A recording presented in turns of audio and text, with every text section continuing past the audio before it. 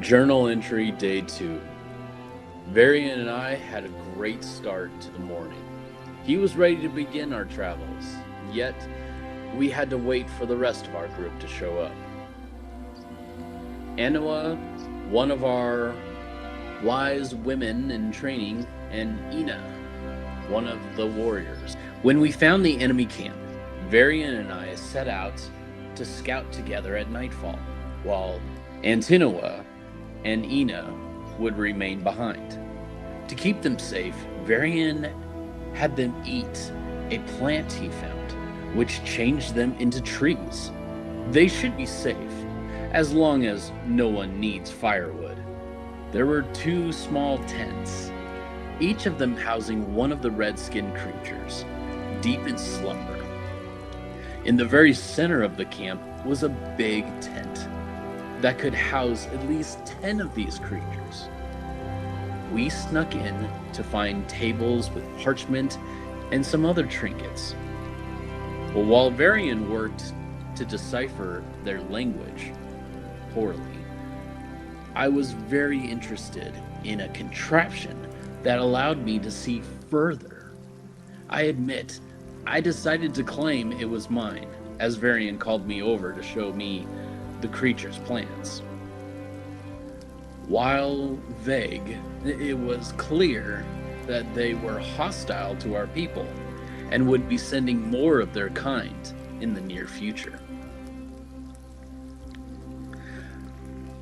I didn't like that sound at all, and I thought it best that we gather this information, grab the girls, and burn their campsite to the ground. Well, 2 out of 3 ain't bad. I accidentally knocked the telescope against the tent pole, making a loud noise. It stirred the wolves, which in turn stirred the wargs, and then the red-skinned creatures. It was not my day. Though we gave it our all, we would have been done in. In our desperate stand, Antinua came to our side and used all her strength to heal me, while Varian took shelter in a tree. Well, without the girls' help, they might have ended up digging our graves instead.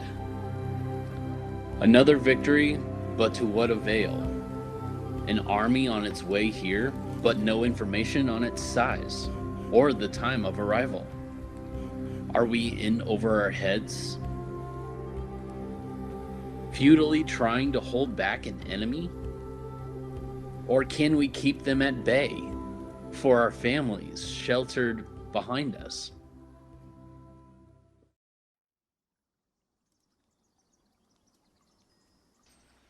The new day dawns. We've spent several hours meditating, recovering ourselves. Now we actually Kind choose to spend the time in the camp, right? Yes, the way we thought of it, basically, well, the bad guys are dead. Might as well make use of their equipment. Might as well. So, Adran, you slept in the far east tent over here, Right. while Varin took the tent to the west, and the 2 ladies took the larger of the 3 tents. When you come out the next morning, feeling much the stronger for your rest, you see that Antinua has already been hard at work. She and Enna piled the bodies of our enemies, and she cremated them using her sacred fire. While Enna took the time to gather up the various nets and traps that we found the day before. The last thing Antinua did was, we'll call it convinced the wolves to leave. As for myself, I'm standing on the far side of the pit where you successfully trapped the warg, and I'm looking up into the tree that I had taken shelter in, and I'm examining the various branches. As we discussed last time, given the different considerations, we decided that it was totally feasible that instead of the warg being able to land a full hit on myself, it probably hit me through the branches and which reduced the damage. Right. I turned my scarred face back and I'm just kind of like, well, that was lucky. How'd you sleep, Adran? Oh, I slept pretty well. Still, I think there's maybe a twig or a root sticking in my back. I'm not exactly sure how these creatures manage to sleep on such hard ground.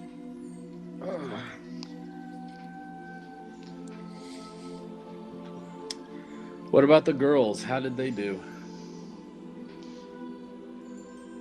And it kind of looks at you oddly. She's kind of like, I didn't move at all, except for the wind as a tree. But, so, despite being still, I didn't feel very rested. In fact, I felt tired. And Tenua looks disturbed, and she looks at you, Adran, and at myself. She, despite being a younger elf, she has a very serious expression. Adran and Varin, Hearthfire sent me with you to guard your souls against falling to darkness. I do value life. I don't approve of unnecessary killing, and while I do think that you have not done more than was necessary, I caution you against succumbing to the desire for violence. I am worried about what this might cause in your hearts. I think it would be best if you return to the village and seek guidance from Hearthfire and from the village elders. And Tenua, I take your words and I apply them to what it is that you're trying to communicate to me, and I understand where you're coming from. But I really do insist that you take heed and respond to your own heart, that there is a difference between just brutally killing and reckless abandon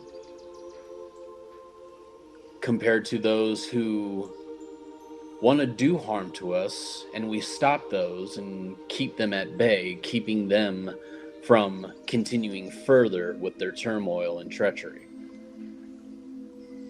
I know exactly where my heart is, and I know exactly where I stand there. But I do have to ask everybody else, do you want to continue with our journey at hand, or should we head back to the village to check up on them? I look a little... Varin actually looks kind of like, with all these high concepts, kind of like, I feel like I'm speaking a different language for a moment. But at that question, my face clears and I respond, we don't know from what direction the enemy is coming, but we do know where they're going. To this spot right here. Leaving in search for them, there's a great number of directions we could go, or we can wait for them to arrive here, where we will be rested and we can take preparations to secure our location against their attack, and hopefully help them avoid finding our home. As far as returning to our home, it would not be a bad idea to make sure everything is safe. And Enna kind of shrugs her shoulders and says, I don't have much of an opinion. I'm here to provide support, but primarily I'm here to guard Antinua in the event that you two get too occupied with other activities. If you wish me to return to the village, I'll return. If you wish me to guard this location, I'll guard this location. And Antinua pipes up, probably wouldn't be a bad idea to return to the village, at any rate, just to make sure your arrows are stocked up. In fact, where are our arrows at right now? So I'm I at have... 16 arrows right now. And I have 15.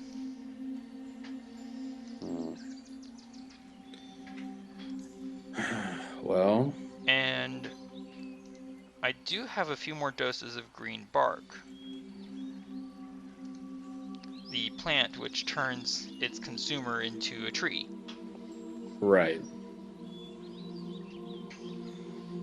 Problem So I is, could leave a couple. though, mileage-wise, how far are we from our own village? I'm guessing we're probably at least half a day's journey. I smirk. Only about 3 hours. Then again, I was thinking about, well, something else entirely, but... I don't know, it just seemed like yesterday, we traveled a long distance, and then again the toad battle, and then this camp, and the wargs, and the creatures.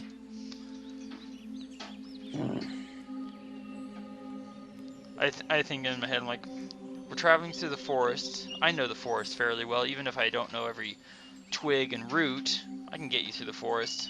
Get you through the forest there, back. There and back would take 6 hours. You know, I didn't even think about that. Even though we all know that you're the quick foot of the group, I mean, it would probably be easier to send you out there to go check up on our village and kind of relay whatever information that we have to give to them, if it would help. And then to have you come back, just... I mean, for me, it's just a lot to take in, and it's a lot to think about. Traveling alone? Yeah, I can do that. Safer to travel together. Safer to travel together, but I don't think that there's going to be anything getting in our way, in our path, if you travel alone. Not too much, I don't think. Yeah. It's your call, Adran.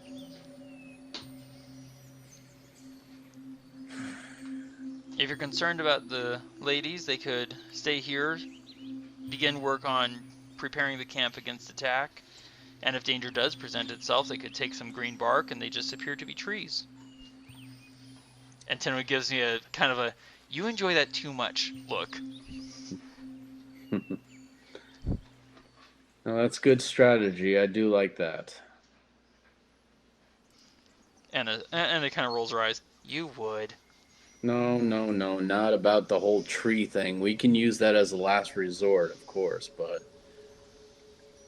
I think it would be best if we make this camp a huge trap for whoever's going to be coming after us. Whether they're coming today or tomorrow, we should at least prepare for a fight on our hands. We should send Varin out to our village, grab as much supplies and retrieve arrows as much as he can, and come back to us, so then he can help finishing the securing the rest of this campsite. Because hey, we can make a stand here, but I also want to be able to have a plan of retreat in case there's just too much for us to fight.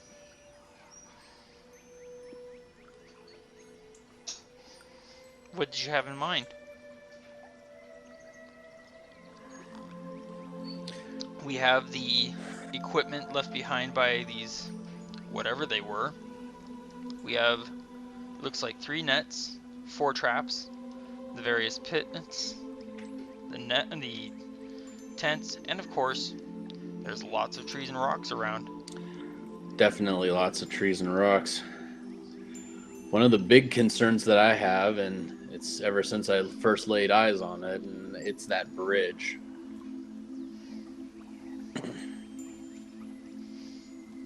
I have a question about that, Adrian. You mentioned before the desire to destroy the bridge before it could be used. And I'm going to lead you over to the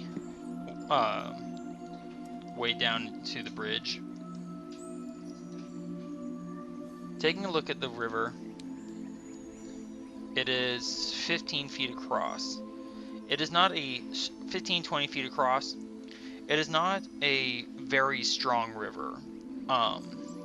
It is strong enough to be a challenge to simply cross,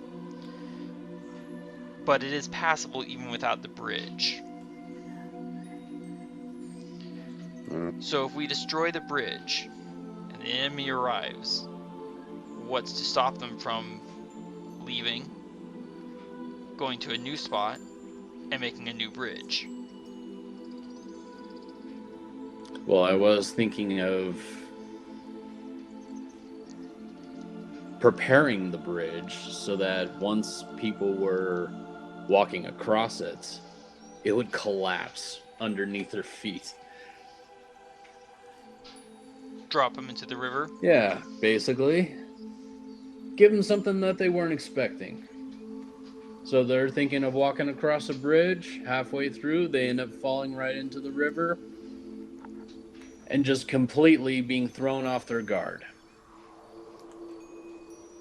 And then while they're struggling across to, cross the river, trying to get up this embankment, we could lay a couple of those iron bear traps. So as soon as they reach up to the top, snap, snap, takes out a couple of their guards. I don't have a problem with that. Now, I do have a question though. Did you want me to return to the village alone? Or do you want to come with? I wanted you to return to the village alone. Only because I know that with your speed, you're not having to look out for us, and you have a clear shot at your destination. The girls and I will stay back here. They'll provide some protection. I'll provide cover and protection as well. But if all else fails, or if things don't go the way we want them to, we'll retreat. All right. It's fairly early in the day. Dawn's just breaking over the horizon. The temperature is fine. There's no wind. There's no rain. I step away, heading for the trees, and there it is. Stealth check. Ugh. You just hear like branches crackling as they fade into the distance. Yeah. Alright, so real quick. Figure out where I am on my screens here. You're by the bridge. Other screens. Oh. There we go. My Dungeon Master screen, not my player screen. Alright, so you have 6 hours of me traveling there and back as quickly as I can. What would you like to get done during that time frame? Well, I would like to put up a couple of the iron snare, those iron, I'm just going to keep calling them bear traps. That's fine. Grab some of those bear traps, put them on the very, very top of the embankment, above where the river is. So that these guys, if they're going to be crossing the bridge, they're going to be falling, collapsing into the river, and then trying to climb their way up the embankment, and then slap forth right on top of the bear traps. Something like this? Yeah. Maybe grab yeah, because you said that there was like a pathway of stairs or something that was leading up. Yeah, there's some crude steps placed into the dirt.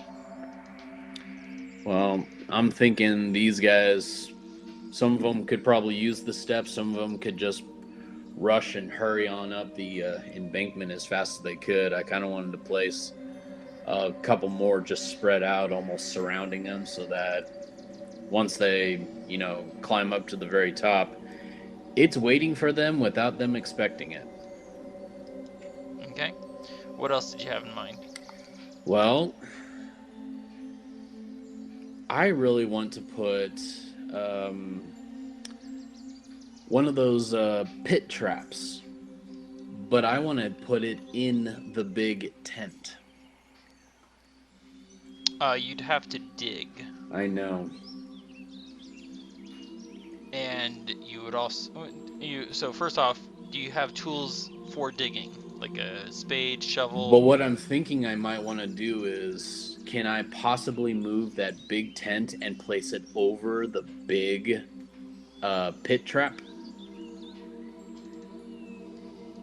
Because that would be 10 times Potentially. easier. That would also be another great way of hiding that. And it would be the least thing that they would expect, even though I have snare traps placed certain areas.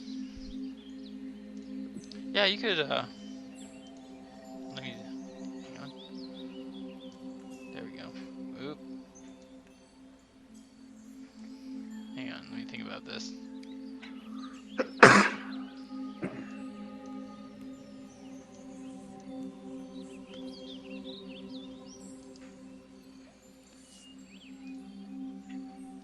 Okay. This is going to look a little weird for a second. Okay. I'm just thinking I've got 6 hours and 3 able bodies. I should be able to come up with something. Because lo and behold, we ended up killing everybody else who was a part of this camp. So therefore, anybody coming into this camp wouldn't have a clue as to how it's been set up. Pretty much. So, For that, you can give me an intelligence check. all right, intelligence check. So I got a 7 on my disadvantaged stealth check. I got a You get 13. You rolled me an intelligence save. Can you give me an Oh, I'm intelligence sorry. check? No worries. Sorry about that. A 10. Okay, a 10. Hey. Yeah, I mean, it sounds like a fairly good guess. Excuse me. The design of the tent itself is unusual, if that makes sense. Yes. It's not something that you... It's an arrangement of the cords and such that seems odd, the way the tent itself is structured, and throughout it you can see various symbols that are exact replicas of the symbols that you found branded into the bears, that you found emblazoned on the enemy's armor. Mm-hmm. Pardon me, excuse me. Anything else you think you can think of doing? Well, it would be nice to take some of those nets and place them on the outside area of the campsite. Basically, where Varian and I were placed, just outside the camp, and just making sure that we were not seen by the wolves or anything like that.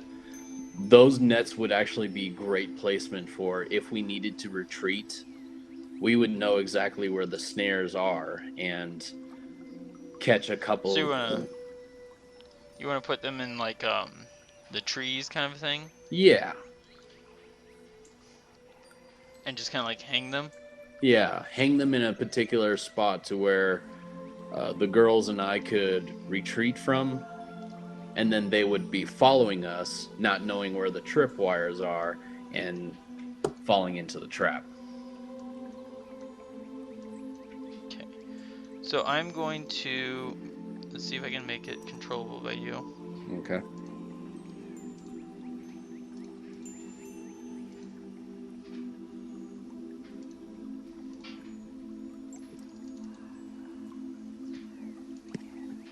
Alright, so you should be able to maneuver them and place them where you want them. And for each one, I would like an intelligence check to see how well you can hide them. Does that make sense? Yeah. You can move, and to be able to see better where you want to place them, you can move your character token around. So if I could place one right there. Okay, and an intelligence check if you please. Looking. There we go. This one. Oh wow, so that's going to be a DC of 20 for them to spot it before running into it. Okay, so they would have to roll a 20. So they would either have to have a passive perception of 20, or they'd have to roll a perception check and take the search action. Okay. Let's see. Move a couple of these nets over here and then move. Come on. No, I don't want you there. Oh, and don't goodness. forget an intelligence check for each one. Yeah. I'm still trying to find actual placement. Let's see. Scanning first. And I will give you no advice because I'm not there. No, that's why I'm taking a look. Okay, so this is basically where we're gonna be retreating to. We could definitely have... Oh, come on. It actually gets caught on the tree if I don't move it. Yeah. Wow, that is incredible. I'll move it out of the tree for you. Oh, there you go. Oh, You got it. I just moved it where I wanted it to. To there? Yeah, well, oh gosh. Get it out of there. Here is where I want it to be. Okay, and I need 2 intelligence checks, please. I'm still trying to figure out where to put the third one. I think you placed all 3. 14.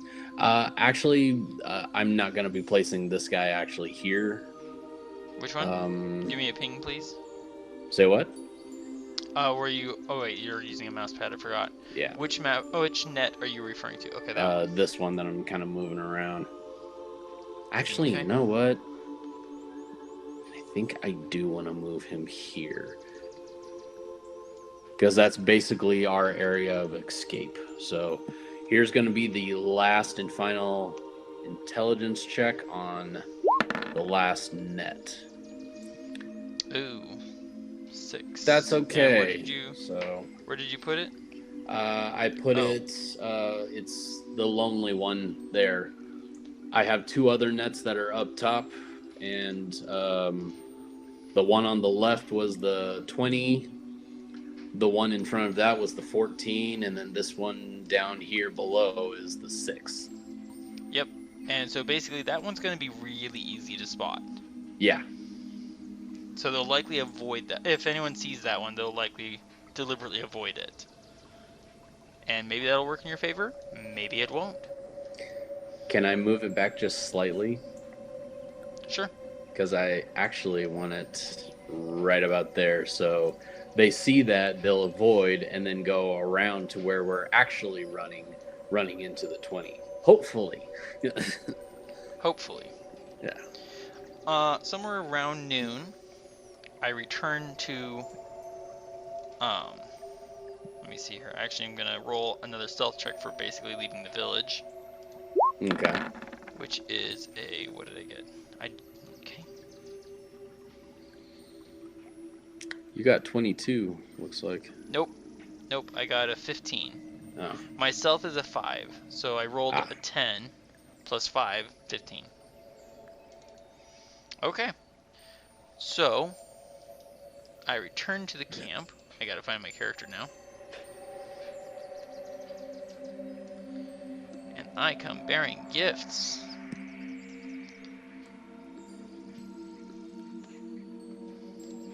Okay, so first thing, Adran, I say, and you can see like a very light sheen of sweat on my brow. First thing, your great-great-grandmother is not pleased that you stayed behind. Well, I guess I'll And just have to deal with that when I get back. I tossed you a bundle of arrows. You can now restock all the way up to 20 arrows. Oh, good. Thank you. Same for me. They gave us two each full quivers. So if we run out, we have 2 other quivers of arrows each in the tent. So should we also apply that to our... No, what you'll do is you'll open up your character sheet, go to the bio page. Okay. Scroll all the way down to where it says where the treasure box is at the bottom right. Hopefully I'm looking at this the right way. Well, I'll take a look at your character sheet here in a second. So these are not quivers that we're carrying on our person. Right. Okay. Right. They're a whole other set of quivers. So I just now opened up your character sheet and scroll down to the bottom. Okay. And if you click in that box that's marked treasure, you can put in basically 2 full quivers of arrows. Like I said, that's not what we're carrying on our person. Those are here at the camp. If that makes sense. Yeah. Then I take down a bundle of what looks like a very heavy thing of leather. Several people back at our village worked together on this. And I pass you a suit of studded leather armor.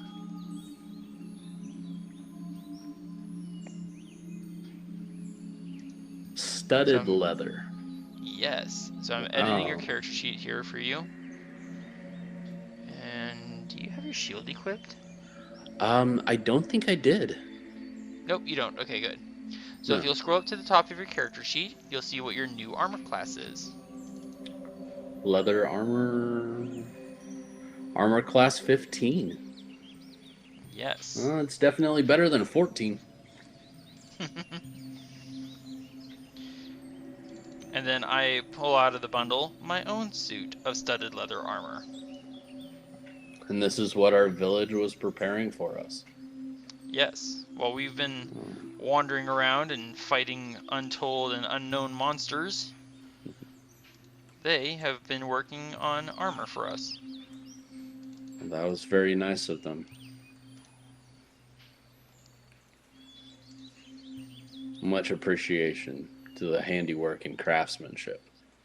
Which is a special note to me because now I no longer have disadvantage on my stealth checks. Oh, well that's good. Yeah, right? And then I look around, I'm like, oh, you guys have been busy. I nearly walked into a net back there. Yes, just preparing for whatever is going to come at us and also preparing for whatever may chase us. And I pause.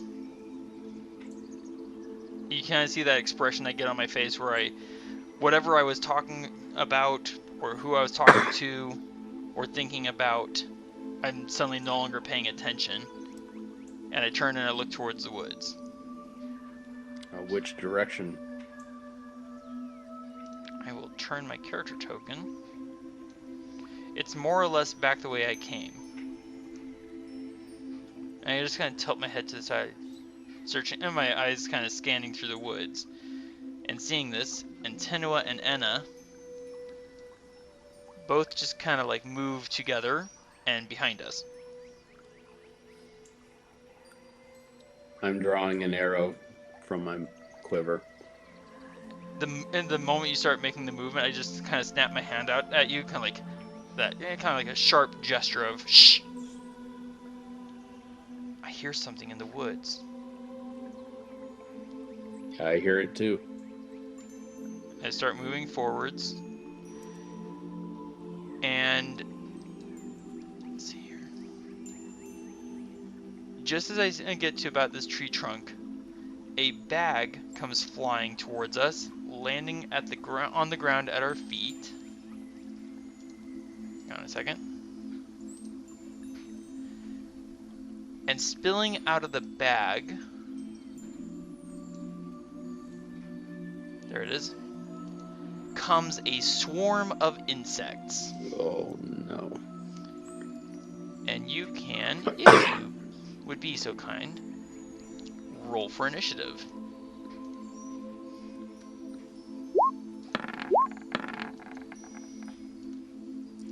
Got a 14. Oh, but I didn't put my group token on.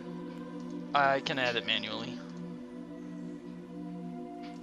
Just give me 1 second. Yeah. I'm grabbing... Oops. That is not something I need.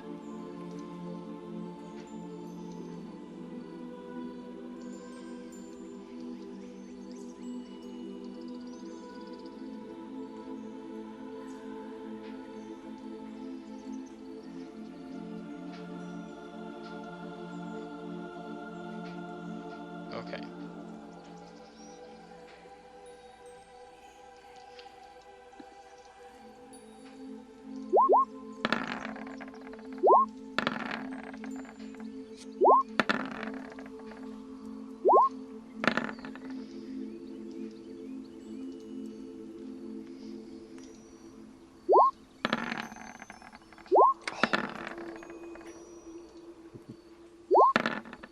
You said you got a 14 for your initiative? Yeah.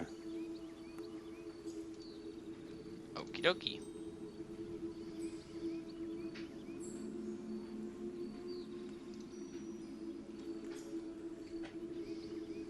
Alrighty, and I need to add you manually.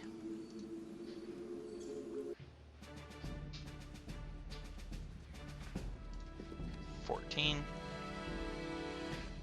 sort. Okay.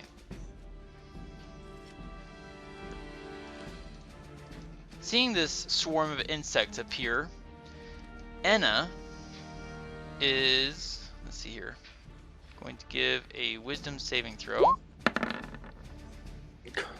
Rolls a 2. And is now frightened.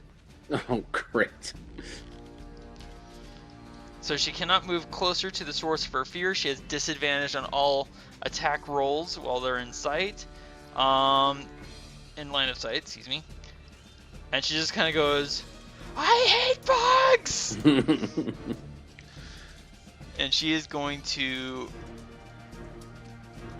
move 30 feet over here. Okay. And she's going to take a ready action to attack an enemy that comes near her, basically. Adran, you're first up. I definitely want to throw a firebolt. Alright, give me an attack roll. Alright. And by the way, we have switched into our new armor, by the way. Right. Alright, so you get a 9 to hit. Find my character sheet. Their chaotic flight pattern disperses around the oncoming blast of heat, and they dodge your attack. Oh, nuts. So, you now can move if you want. I can move? Yes. Alright.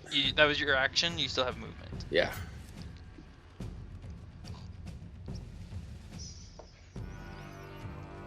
I think that was about 30 feet. That was 15. That was 15? Oh. Yep. Oh, Those really? 3 squares, you can move 3 more squares. Okay, let's see.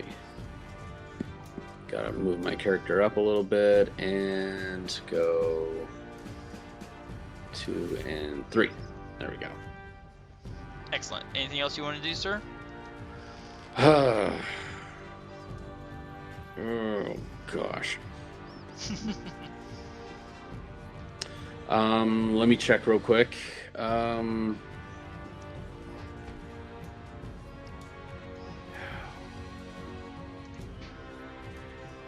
What was Burning Hands? What was that again? That would take your action, which you already used. Right. And it produces a 15-foot cone of fire. Oh gosh, that's what I should have done. The But first that thing. probably would have caught me in it, just so you know. Okay. Oh. So I actually appreciate that you did not use it. I could have had it. It could have backfired on me. You never know. No, it would not have. Okay, so I think that's it for you? Yeah, that's gonna be it for me. So. Okay. Seeing a swarm of insects immediately at my feet, rising up to take a nibble, I pull out my short sword.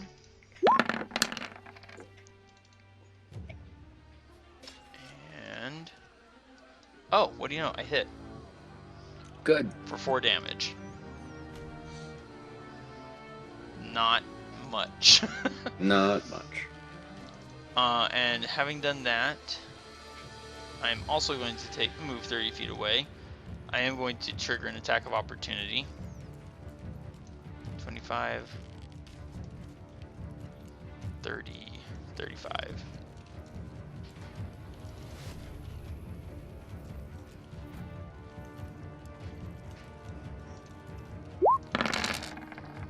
Whoa. Oh, yeah. Ow. I take 11 piercing damage. Ouch. Ah. You just kind of hear me go, oh!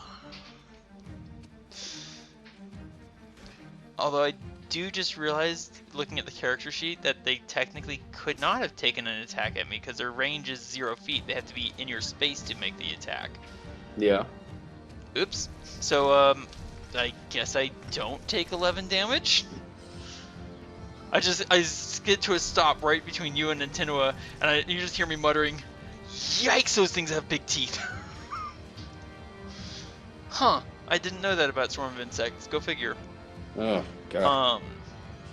That's reassuring. They have to actually be right there on top of you, basically. Oh, you got lucky. I got very lucky. Antenua is going to cast Sacred Flame at them. So, dexterity save. Ooh. They fail. They take 1 point of radiant damage. Impressive. These are tough bugs. Mark? Right? Gosh. They also have... oh, that's interesting.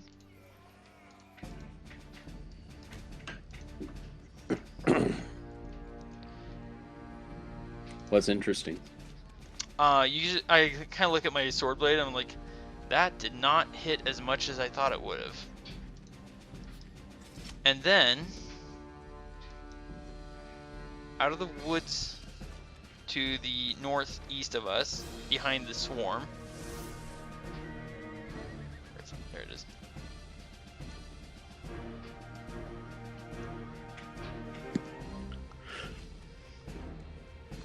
There we go. A menacing, not a wolf, it's too hunched at the shoulders to be a wolf, canine form. Oh, I see him. There you go. The gray wolf. It is not a wolf, it is too hunched. I think that popped up on your screen. Yeah. Excellent.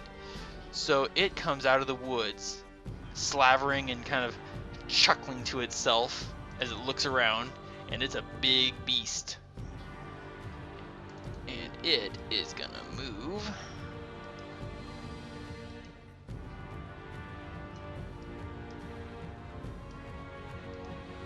Right up alongside the scary beetles. Great. And then it's gonna dash. Let's see. Roll me a d3 if you would. There we go. You're 1, I'm 2, and Antenua is 3. A D3? Or a D4? Because it's a D3. I don't have a D3 on here. Let me try it. Nope. Okay. There's no D3. Go figure. 1d4. D4. Oh, hey, a D3 came up. What do you know? What? A D3 actually rolled. It came up a 1. Oh, okay. Look in the chat. See it? Right above my D4 roll? Yeah, it came up as a 1. A whole lot better than my D4. Well, alright, so it is going to move straight up to you. It said you were 1. But it dashed, so it's out of actions. Stay.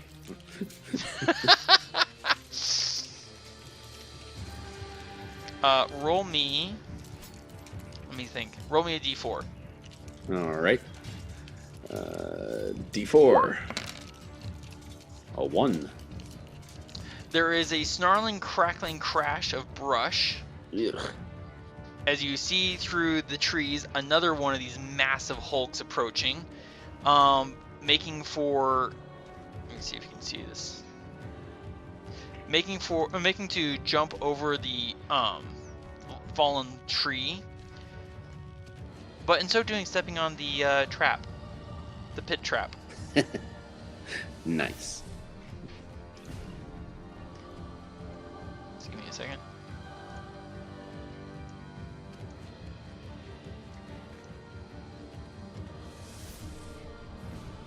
Alrighty, now it's the Swarm of Insects' turn.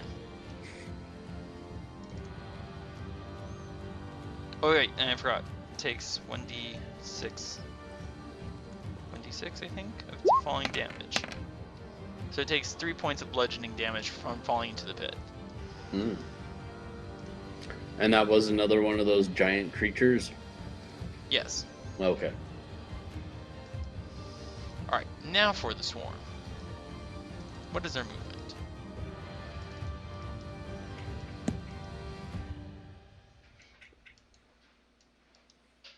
Please fly away from me. 20 feet, and then it's going to use its action to dash. No. And occupy my space. Oh no. And you just start seeing me swing my sword around like, ah, get him off, get him off, get him off! Sorry, I shouldn't be laughing right now. Why not? It's funny. It is funny, but... And then, another big hulking form comes crashing through the brush. You know it's what? Gonna leap over that bush right there. Huh. That's enough. We already have too much for a party. You don't need any more. Top of the round. It is now Enna's turn.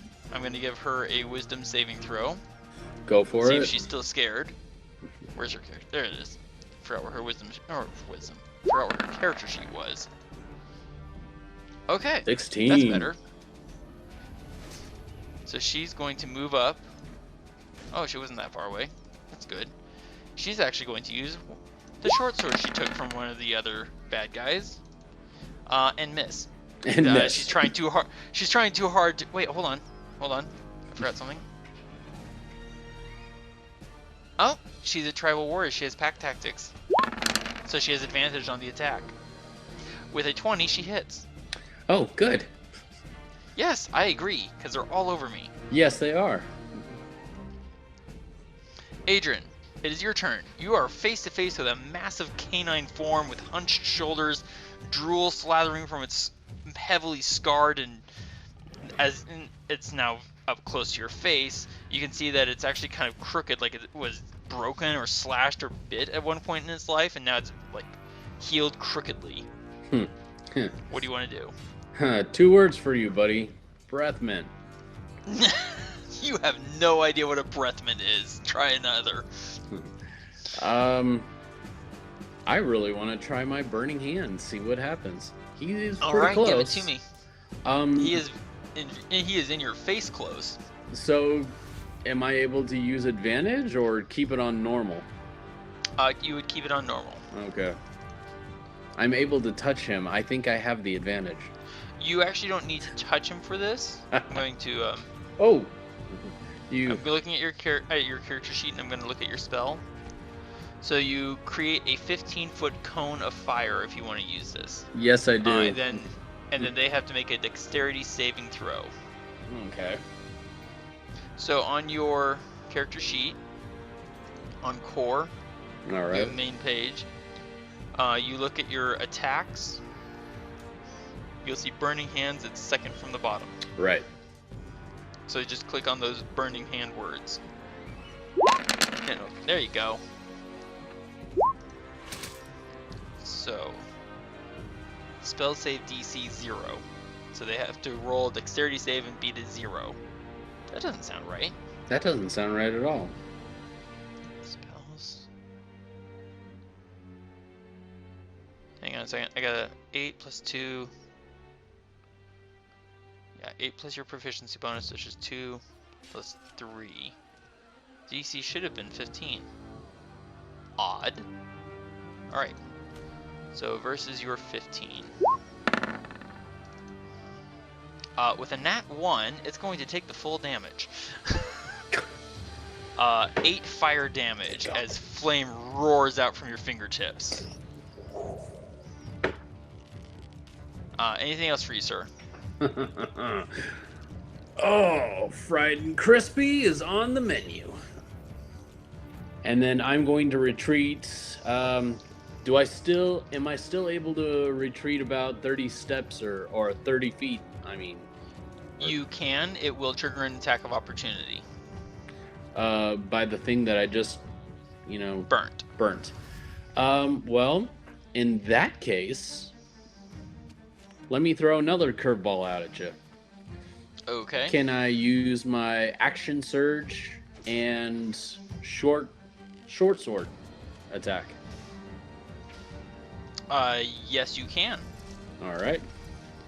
Action surge I am using, and then short sword attack. All right. That is a nat 1. So that misses. Darn it. Well, it was worth it. Sorry. It was a good movement. It was a good shot. Alrighty. I need to check something here. So, un momento. There it is. Thank you.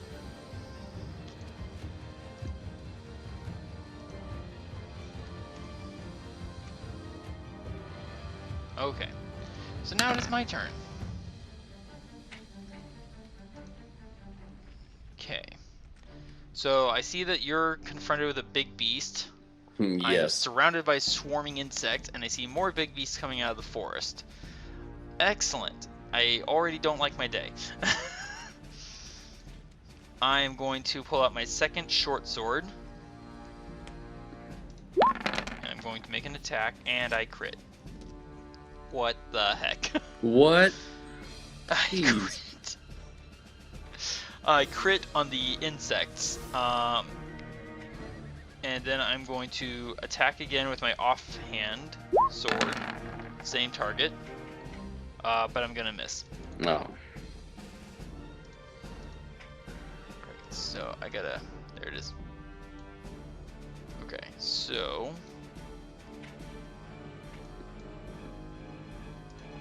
Can't see. Yeah. And then I miss with the second attack. Hang on. Okay, good to know. And then, considering how heavily they hit, I think I will stand in place. I don't want to provoke any more attacks from them than I have to. Alright, Antinua, seeing the circumstances with more coming out, she is going to better do around. something. Wait, if she does... Okay. She's going to circle around so that she's less exposed. And then...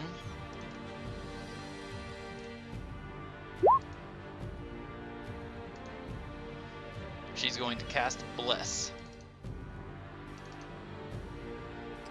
So then our attack will be a little extra there with a D4 roll, I think.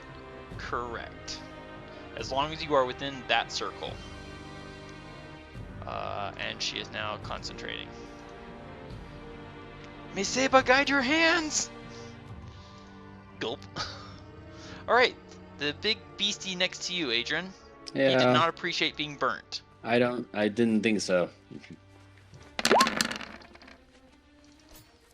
I get a 13 versus your new armor class of 15. Yeah.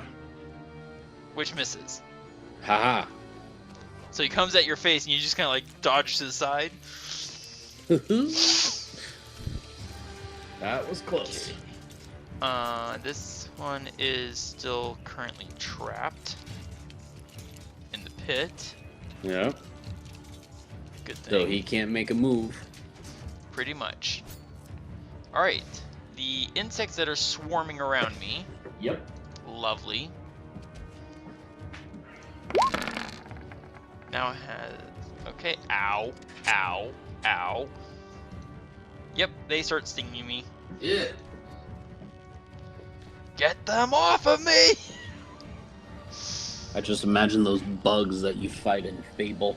Oh my gosh, right? Those things got huge. Oh my goodness, yes.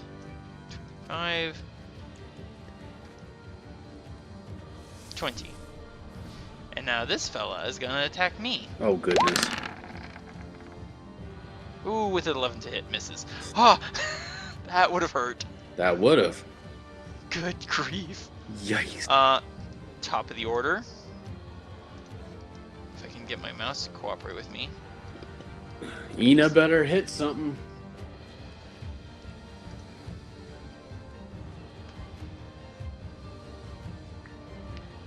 There's a snarling, growling noise, and another one steps out of the trees and brush. Oh god. How many are there? You have no idea. No, I don't. That's why I asked. How many are there? 20. Please don't. Yeah. Gonna dash. Dash, 100-yard dash. There we go. Alright, Enna's turn. Now they got us surrounded. Yep. Let's see. Enna is gonna attack the insects swarming around me. Okay.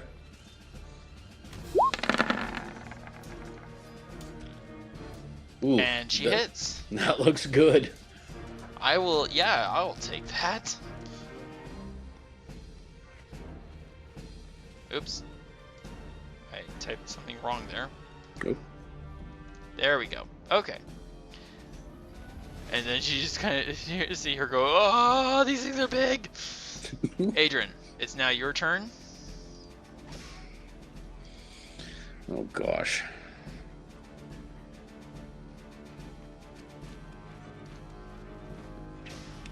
I think since I'm doing really well with burning hands, I figure I'd be able to use it again. You can use it again. You have spell slots. Excuse me. If you, I'm gonna draw on the screen here. Give me a second. Okay.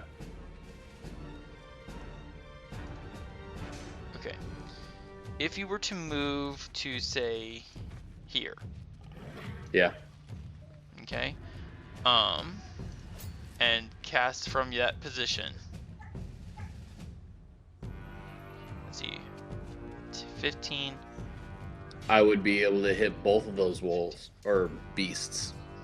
You would hit both of these, yes. Do you see the arrow on your screen? I do. Okay. Makes sense? So you can move to here. I am moving to this position here. Okay. And then using... from you, 5, 10, 15. 5, 10, 15. 10, 15. There you go. So that will not affect me, but you'll catch 2 of them in the blast. Yes, that's my goal. All right, go for it.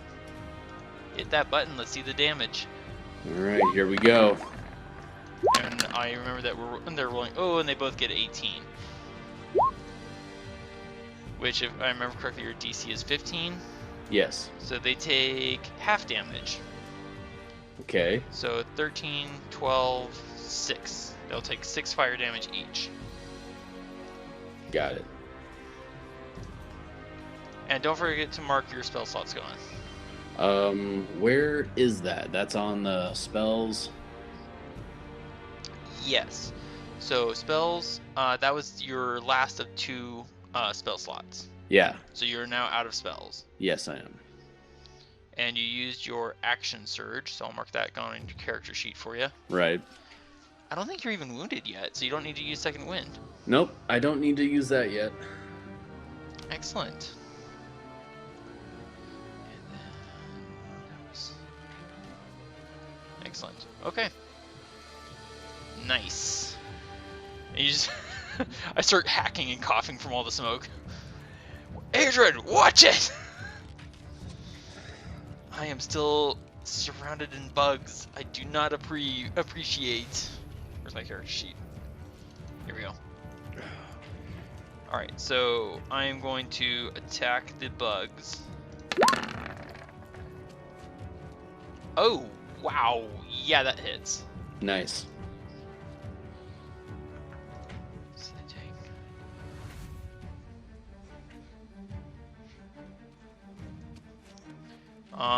And I'm gonna offhand sword attack again, and that hits. It only deals 1 damage. I bet that's really bugging them to death. Okay. Oh, the puns. Alright, you know what? I'm opening up your character sheet. If you scroll up to the top of your character sheet, you see where your proficiency bonus is? Proficiency.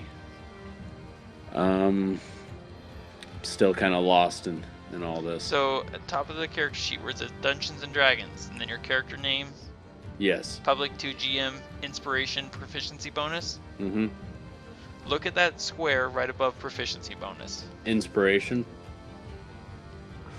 What is that symbol? Now have a circling dragon symbol. I just awarded you an inspiration point for your horrible dad puns.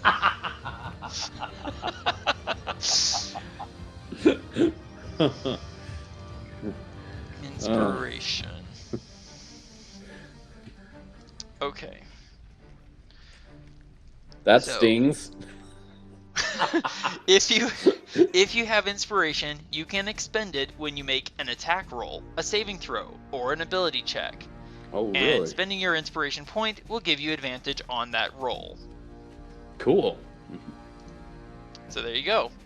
Thank you. See, it's not a bad thing. Alright, so that was my turn. And Tenua, she is concentrating. She sends the sacred fire at the swarming insects. She'll likely hit me as well. She probably would not approve of that, so she is holding her position. She's going to send it at the creature that you're facing. And I opened the wrong character sheet again.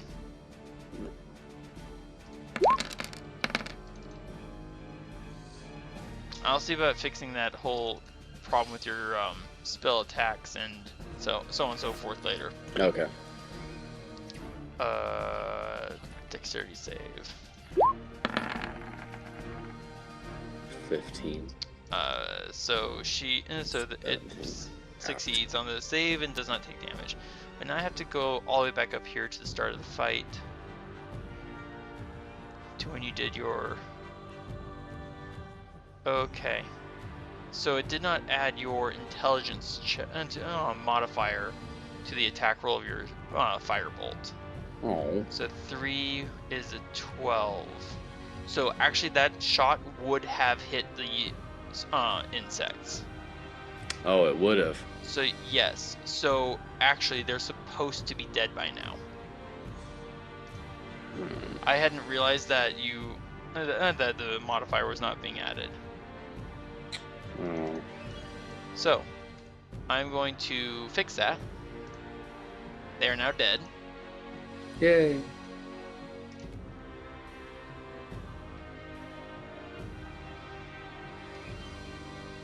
I apologize. I hadn't realized that there was a problem there. Alright, so they're dead. I don't think I took any damage from them. I thought you got hit at least once or something like that. By the insects?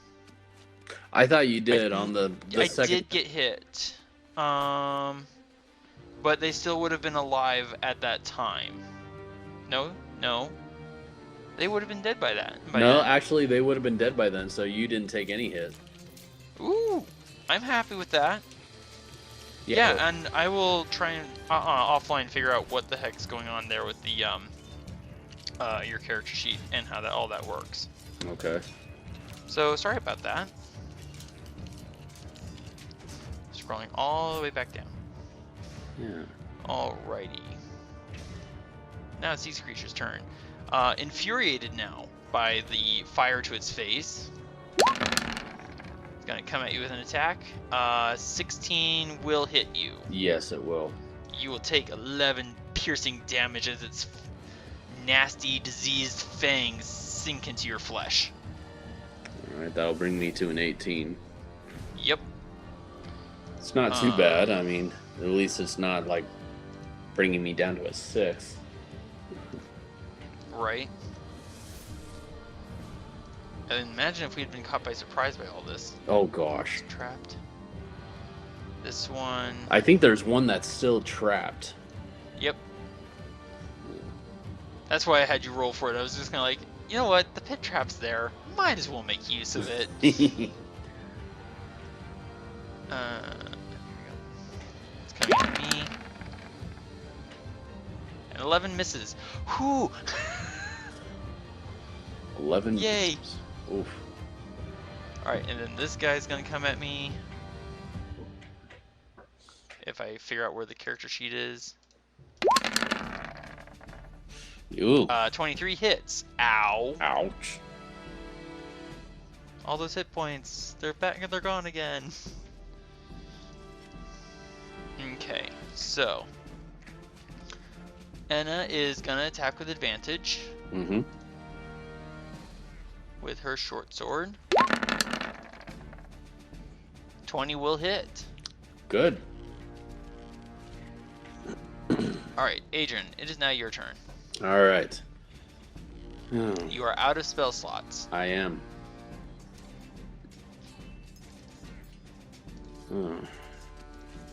And Firebolt, that was a spell slot. Or no, Firebolt is a cantrip and takes no spell slot, but it is a ranged cantrip. So at this, with you being within 5 feet, it would be at disadvantage. Well, I would probably end up going with a short sword. Okay. Remember that you do have advantage with inspiration, so you could use that to cancel out the disadvantage if you wanted. And I just remembered that we've been forgetting to roll the d4 because of Bless. Oh my gosh, we have been. I mean, it didn't matter for my 2 attacks earlier. I'm going to do a short sword with the one that's right in front of me. Okay, and don't forget the d4. There's that. And rolling a d4 as well. So that will become a 16 to hit. 16. Which hits. And it takes another 5 damage. Nice. Why does it seem like the green bar is getting higher when it should be getting lower? Because that's something I'm toying with. I was seeing if filling it up to indicate getting closer to death would be better or not. But I think I like the idea of watching it go down instead. I like doing that instead. Watching it go down. Fair enough. Okie dokie. So I am now hurt. And I still have one other move, I guess, to like move a certain amount of feet away from him. Yes, but that will trigger an attack of opportunity. Yeah, no, I'll just stay there. Okay. The only way you can get away with so there's 2 ways you can do this. You could if you had a spell slot, you could cast Fog Cloud, and that would render everyone in it blind. So that would mean no attacks of opportunity. Right. Or you could use your action to disengage.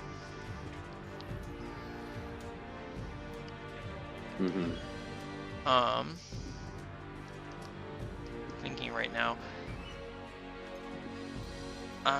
Goodness. Hurt pretty bad, and these guys hurt hard when they hit. I'm going to look at the two girls, and I'm going to tell them, get to the trees, and I'm going to disengage. Okay. Let's see, that guy is... Okay, I don't have anywhere I can move with them in the way. So once you disengage, you trigger no attacks of opportunity for the rest of your turn. But you use your action to do so, so you get no ability to dash. Or attack. So I'm going to go this way. Here.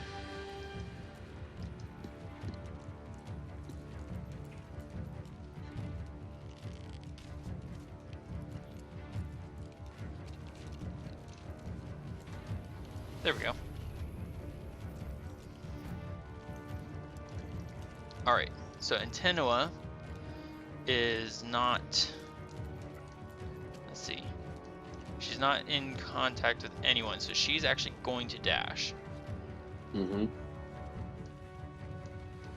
And she is going to... So she has 60-foot movement.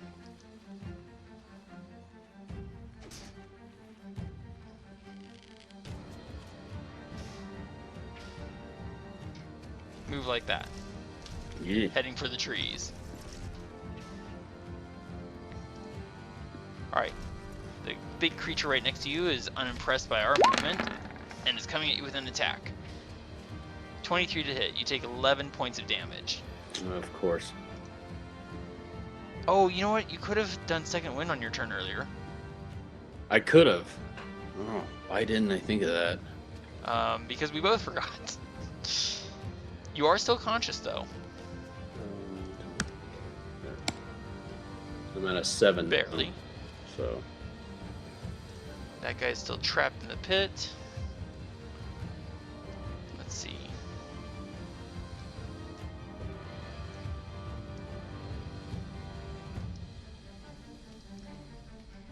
This one is going to rush past you. It is going to trigger an attack of opportunity from you. Oh, yeah? So give me an attack. Just a simple attack. Yep. From short sword. There we go. That misses. Yep. Nope. Yep, it misses because you're not in the bless range anymore. So basically, I gave him a shave on the side. Yeah, there you go. Just you just see, like, as you shave off the fur, you see old scars on the flesh beneath the fur. Ugh. Ow. Yeah, that hurt. Ow, ow, ow, ow. Took 11 piercing.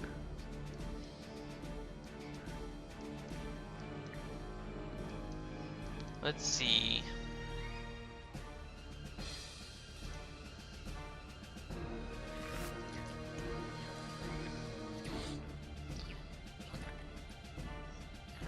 This one is going to go after Enna. And ouch. Oh. So she's now unconscious. Dang. That was harsh. Oh my gosh. Unconscious, prone, and dying. Ow. Enna's turn. Oh my goodness. 20 points of damage. Dang. Oh, I rolled with advantage. Okay, so that's one death save fail. Adran, it's your turn. Oh, crummy. I recommend second wind. Yes, I will actually do a second win. So that means that I'm going to be rolling a D10 plus fighter level. Yes, which, before you roll it, I need to modify it slightly. Because you're now third level. There you go. Wait, so what did you modify? Is if you look under attacks and spellcasting. Yeah. Oh, You there see we the go. second win? Yeah. Yep. Just click on the formula. And you regain 8 hit points. All right. 8 hit points. So that brings me up to a 15.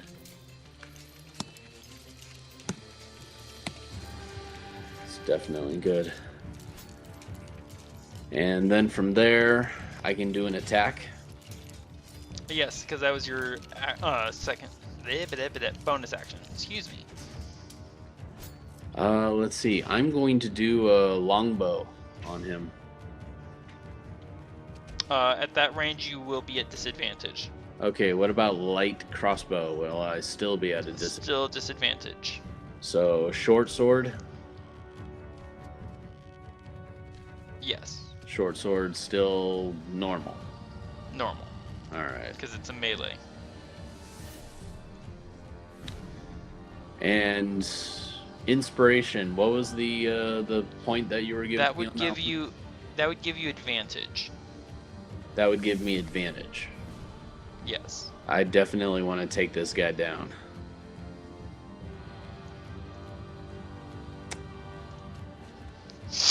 Oh goodness, excuse me. So you could make a short sword attack with advantage. Let's do that. Okay. So on your character sheet, scroll up to the top and mark advantage. Advantage clicked. And then give me a short sword attack. Short sword attack.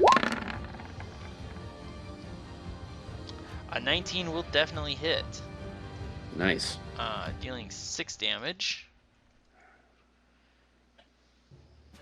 And it is now bloodied. Badly wounded. So it is now badly wounded. That's good. Yes. I'm going to take a page out of your book, and I'm going to throw myself onto the creature's back. You're going to try to ride it. Yes. So I'm going to try and... Let's see, what were we doing last time? Acrobatics and or athletics? Yeah, acrobatics or athletics. Alright, so I'm going to use athletics to try and... Oh my word! Dude! What? You jumped on his back? And it's going to use strength as well against me. Yes, I control it. Nice. Alright, well that was... Honestly, that was kind of unexpected. I did not think it was going to go that well. Hey, you took a page out of my book and you ended up succeeding. Good job. Right? Alright, so I'm forcing it. I'm going to move up here. And I'm going to double weapon attack the creature next to you. And I'm now within the bless. So... That's a d4. That becomes 18 to hit, so that hits. And then my offhand sword.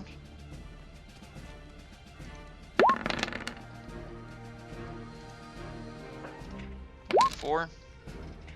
Oh, come on. Becomes a 14 to hit, which hits, and does 2 damage. Yeah. Oh yeah, badly hurt. So you definitely poked it. Right. And then I'm going to force the creature. So I'm gonna have it disengage and move 20 feet. Not moving to within melee distance of Antinua.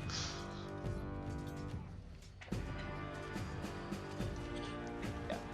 And just gonna get out of range. Goodness. Alright, Antinua is going to move to the tree. That's 10 feet. What was I going to do before? I forget. Oh, that's right, okay. Sorry. Antinua and... Oh gosh, okay. Dirt. I'm having a brain fart. We get those a lot. I had meant to add it in, and I didn't, so I'm going to have to do this manually.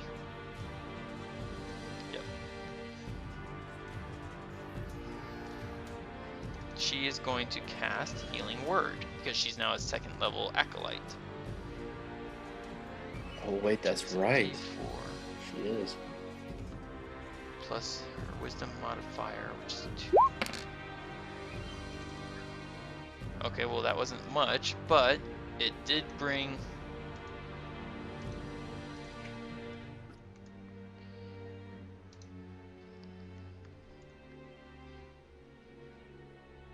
Enna to consciousness. Oh, good. Though she's still prone. Prone. And so that was her bonus action, and Tenua is going to climb up the tree. So she jumps up. Alright, let me think here. So she casts Healing Word on Enna, jumps up into the tree. Healing Word, that's a bonus action, I think.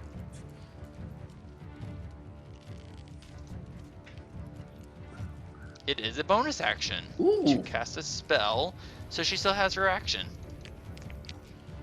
Alright, so Tenua is now up the tree. Okay. And she's going to use her action. Wrong character sheet. I know what I'm doing. And she's going to use her action to cast Sacred Flame on the creature that you're fighting. Dexterity saving throw. Please fail. Succeeded. Drat. Alright. So the... After you or after me? After you or after me? Roll me a d2. On a 2, it'll go after me, and on a 1, it'll go after you. Oh, you said a D2? I think there's a d2 on this. I have a D4, D6, D8, D12, D20, D100. Roll 1d2.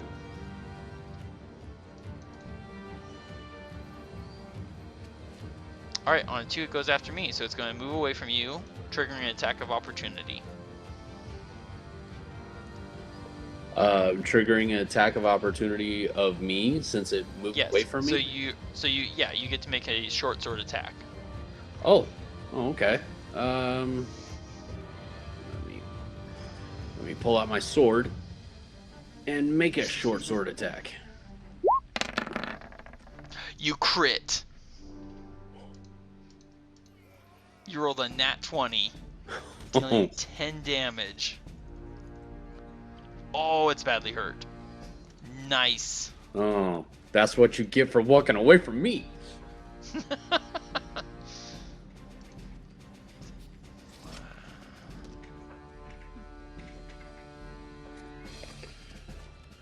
Yeah, that's exactly what I say as I swing my sword in my hand.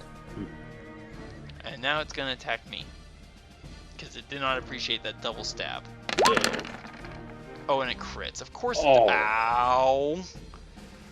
Yeah, I'm now prone. Oh, I am not on... I'm going to fall over this way. Yeah. That hurt. No. No.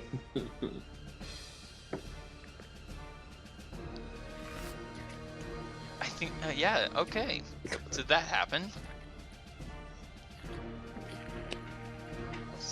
Okay, that one's still trapped. This one is now no longer being ridden by me.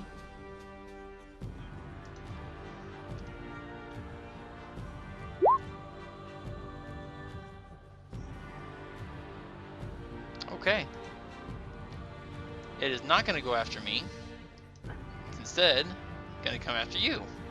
Oh, gosh. No. It misses. Oh, my gosh.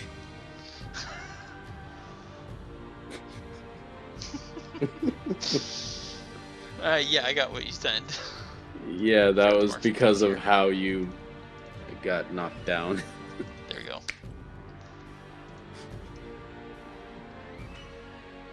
Let's see. So it tries to attack me and it misses just barely. Was this the one that I swung at and kind of like cut some of his hair off? Yeah. Yeah, so he tried to do the same thing with my hair. Yep, basically. Yeah, kind of clip the back of my ponytail. How's that? Wait, did I just accidentally skip someone's turn? I did. My bad. Ina, actually. Yes. I don't know how I did that. I got distracted, I guess. I don't know how you did that either. Just gonna stand up. So that's 15 feet. Move up here, and it's gonna use her action to stabilize me. Okay. Hopefully. Medicine check has to beat a 10. That beats a 10. I am no longer dying. Good. I'm unconscious, but not dying. Nice.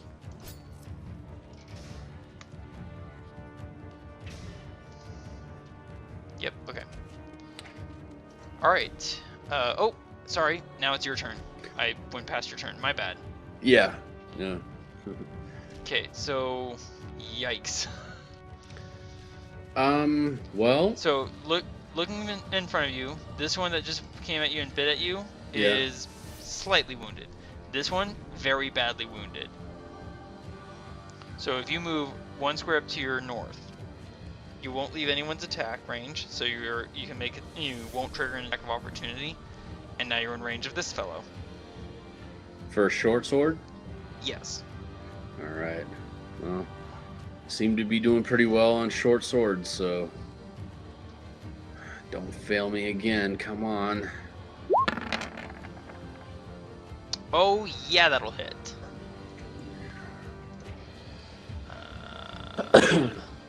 Does he die?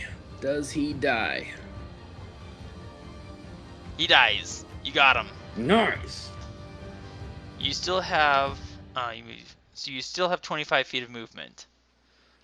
I'm still out of range of that one guy. Like I'm not gonna cause him to attack me or anything.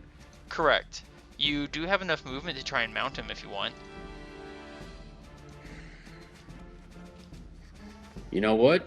Might as well give it a shot. We are stealing wild rides everywhere. Alright, let's go with acrobats. Skills. I'm gonna move you on to... Okay, so acrobatics or athletics. Whoa, how did you... Wow, okay then. And he gets to try and throw you off. Fire! No, he's just kind of like, ooh, fresh meat, and starts eating his companion as you climb onto his back. Alright, so I'm unconscious, so I don't get to do anything. And Tenua is going to use her final spell slot to cast Healing Word with her bonus action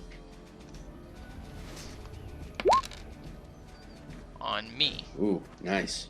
Ooh, I like that. I like that a lot. So now I have I have 4 hit points.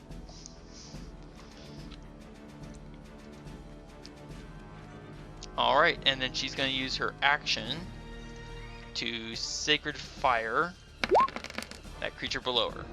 Alright. Hopefully.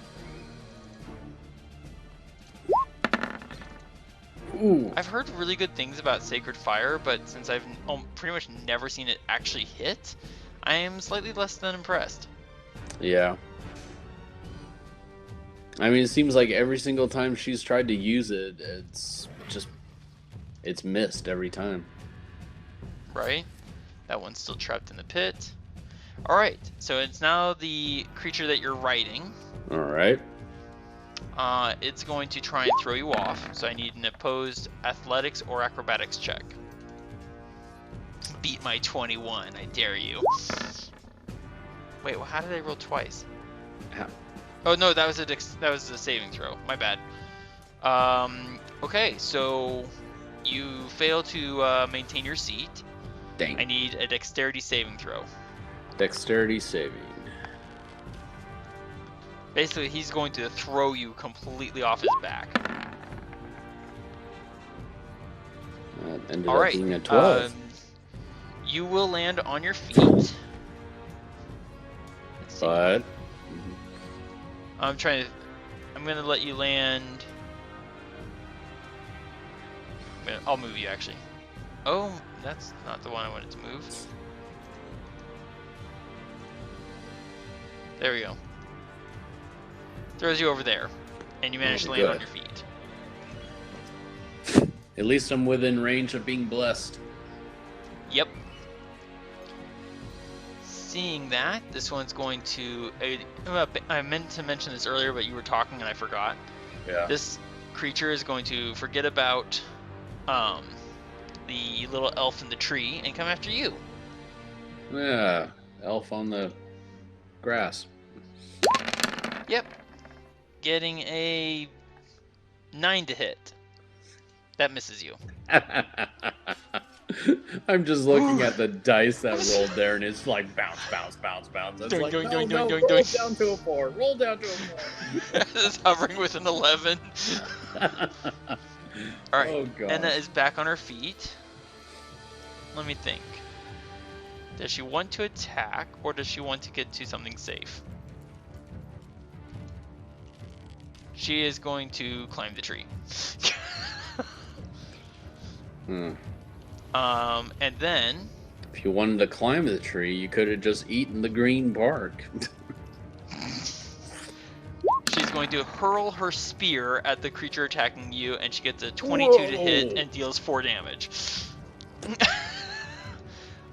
She no longer has her spear, though. But she at least hit her mark. Alright, Adrian, it is now your turn. Alright. Let's see. Who wants to have a little bit of fun here, huh? Well, I think the guy who's sitting right in front of me deserves a little short sword action. Go for it. Sword and a little D4 22 hits. Along with that. There we go. Yep, you get a 24 to hit. That hits. Nice. Now you can pull. You remember you do have a dagger. That's right, I do have a dagger. So you can now pull it out and make a bonus action attack. Oh, really? Yep, that's what I've been doing with my 2 swords. Basically, you would be 2 weapon wielding. You don't have the 2 weapon fighter style. Excuse me. So your dagger will do only a D4 of damage if it hits. All right. +3 on piercing with dagger, so I'll do that then. Remember that. So you're making an attack roll, and if you hit, it's only a D4, not a D4 +3. Do you want me to just simply roll a D4 then? No, you still need to see if you hit. So go ahead and hit on dagger. Okay, hit on dagger. Okay, so and now roll a D4 for the bless spell. Okay. So that's 20 to hit. So you do hit, deal 5 minus 3, deal 2 extra damage. Okay. Make sense? Yeah.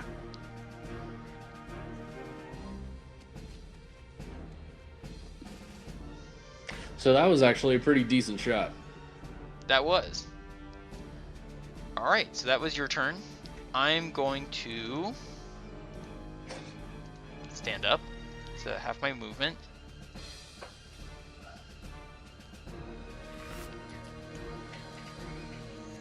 I'm in pain. I'm going to leave my short swords on the ground. Yeah. Going to move up here. And I am going to take a shot with my longbow. Because, ow. Yeah. Actually, having done that, I'm going to bonus action Hunter's Mark and then take a shot with my longbow. Okay. Oh, that was silly of me. Ugh. Okay, that was kind of out of order, but I'll... There we go. So, I get a 13 to hit. Which hits. So it's going... Oh! And I've also been forgetting my new subclass feature this entire time. Oh no, what is that? First off, he's going to... Oh my word, he's going to take 11 plus 4 is 15 damage. Wow. Why haven't I been using my longbow this entire time? And now... So I get up, move to the tree, sight along the arrow, and it's almost as though I see a spot on his body where it would just hurt that much more.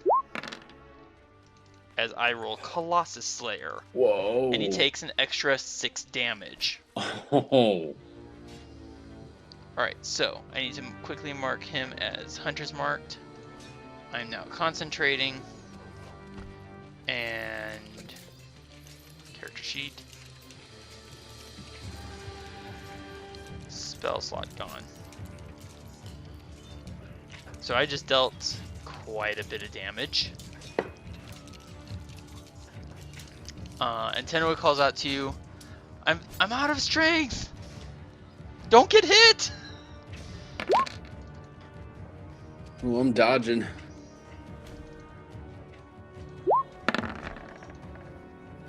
Oh! Oh, please tell me. She hit! She did? But only for 3 radiant damage. At least she hit and not me. Good thing, because ow, we're hurting. I gotta take care of something real quick here. Alright.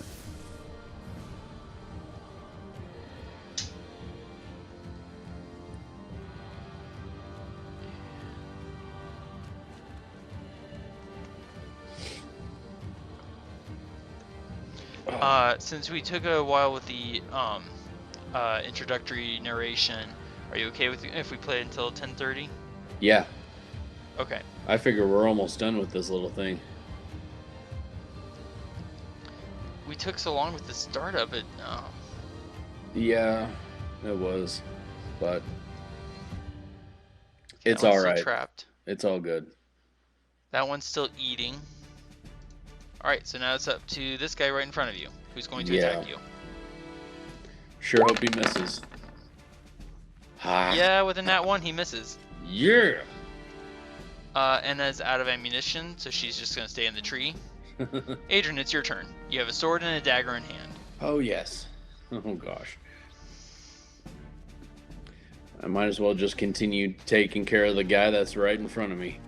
And you're in range of Bless, so... Oh yes, that's right. Okay, I'm gonna start off with my short sword.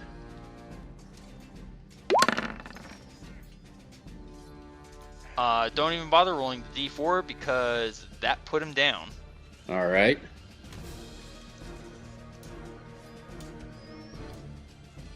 Oh, nice. So now you have a dagger. You can, I wouldn't advise it, but you can move up into melee range with that other creature, or you can throw your dagger and then run 30 feet. Oh, well, this guy has taken very little damage, right? Yes. I kind of want to do crossbow and just go with the disadvantage. You're no longer within melee range of him. Oh, am I? Correct. So ranged attacks no longer have disadvantage. Alright, maybe I should just go for a light crossbow then. Remember, you've got a sword and the dagger in hand, so if you want to do that, you'll basically have to drop both weapons to the ground and take out your crossbow or your longbow. Well, I will drop both swords in hand and go for longbow. Okay.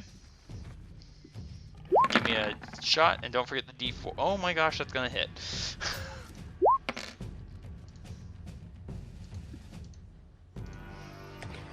Oh gosh, what did I roll? You rolled a dirty 20 to hit the first one, and a dirty 20 to hit the second one. Oh my gosh. For 4, oh, wow, jeez. 4 damage each. Sheesh. Wait. Okay, so the only way that works... Darn.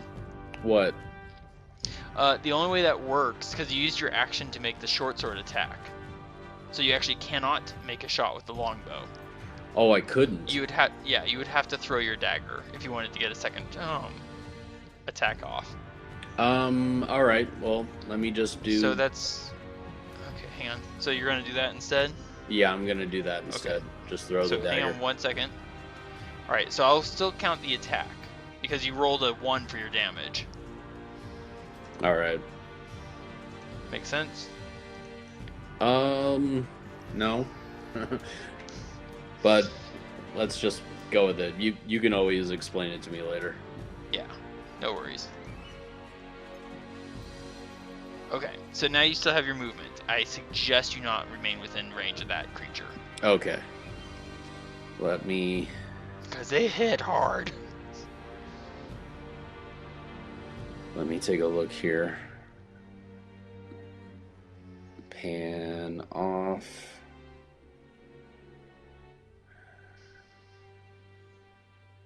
What is it? 5, 10, 15, 20, 25, 30. That's pretty much... No! Oh, wrong cursor.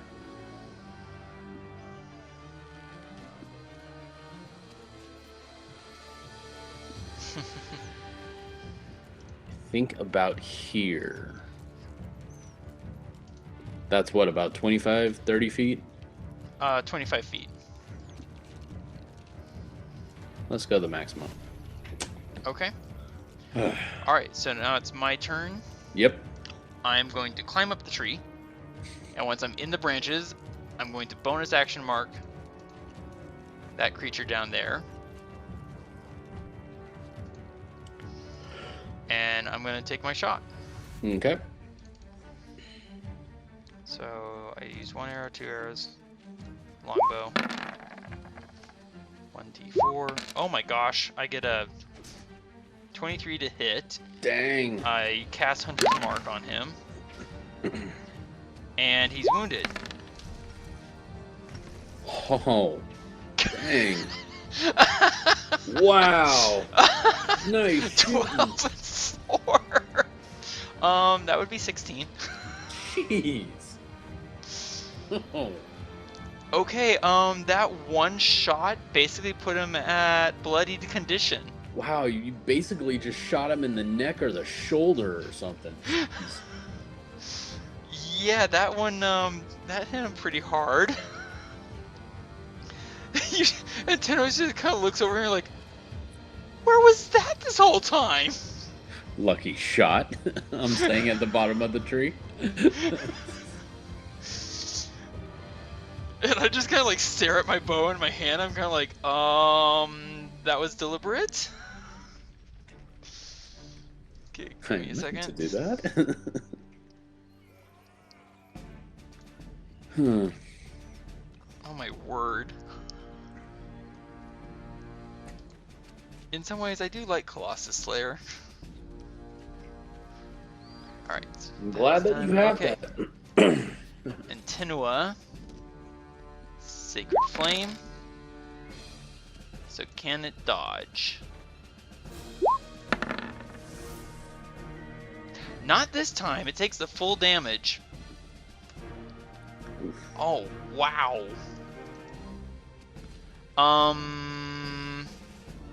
Two of its companions dead, one trapped in a pit, and it's already very bloodied. It nopes out. It what? It's like, nope, no more of this. It's running for it. Oh, he's taking off. Yes. So top of the order, and it looks at you and it's just kind of like, do we want to pursue it?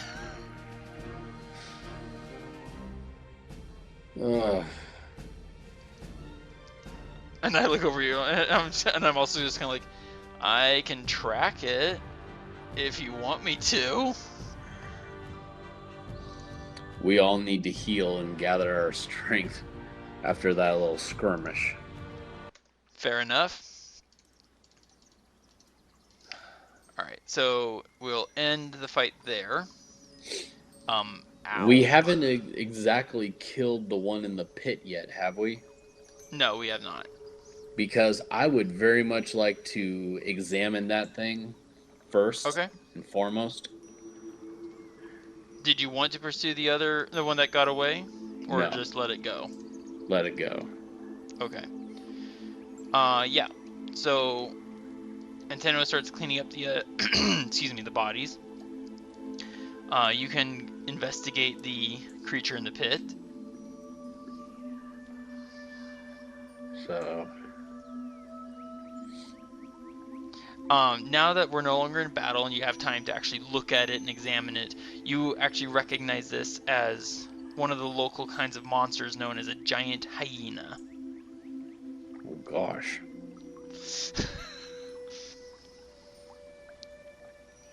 They are big, powerful, but ultimately dumb monsters. Especially the one that fell into the pit. Yeah, I'm not complaining, are you? Nope. Did you want me to roll an investigation or a intelligence roll? You can investigate the bag that held the swarming insects. Ooh, that would actually be something that I definitely wanted to check out and investigate for sure. Fair. So now, how come on some of these other boxes I don't have them actually checked? Boxes that are unchecked are boxes that you are not proficient in. Ah, well, I'll try it anyway. I mean, I'm not in battle, so. Right. Investigation. I got a 12. Investigation 15. This is a bag that is crudely formed. It is not made by... The weave of the fabric is very odd. Like, it almost doesn't even make sense. When you open the bag and you pick it up, you see it's a bag. But when you start examining the weave, the way the fibers are put together, it doesn't look like it should hold together, yet it does. And with that success, I would say you recognize that the bag is woven together from a variety of hairs. Some are wolf hairs, some are bear hairs, some are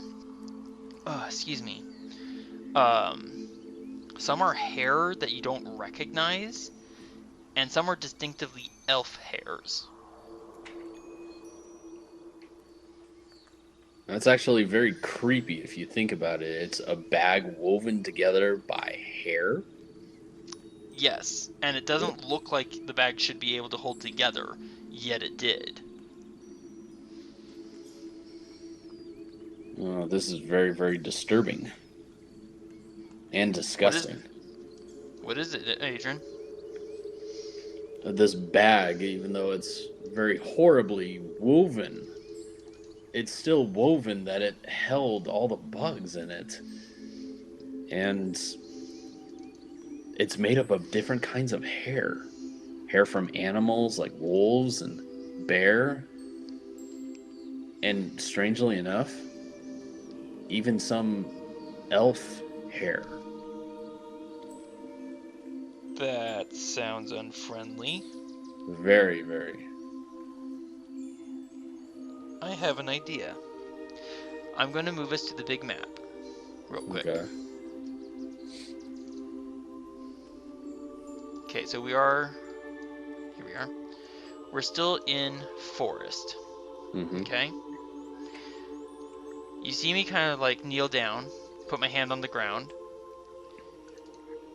and I close my eyes briefly. Okay, let you see that, and then... Okay, so you're going to see two auras come out of our group token, okay? Mm-hmm.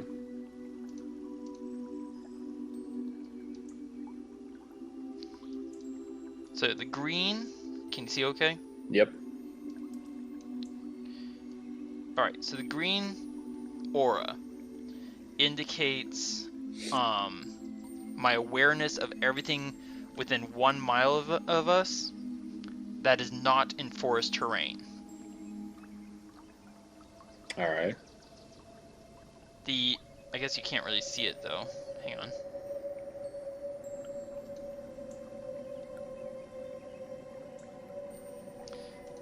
Because we're in forest, my awareness in the forest spreads out to 5 miles more than what I'm looking at for non-forest terrain.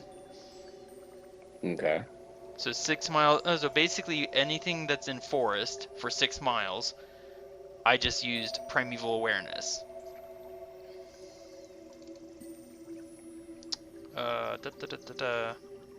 Which I forgot to actually add to my character sheet. Well, I'll worry about that later. So I become aware of the presence of dragons, celestials, fae, fiends,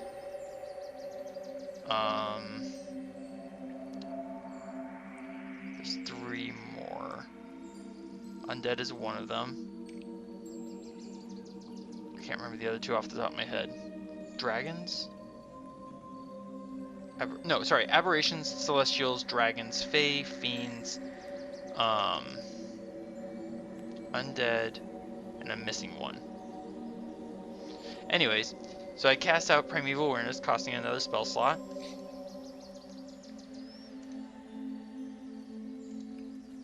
I really should have added that to my character sheet. Oh well. Thought I had. And after a moment, I look up at you. I detect Fae.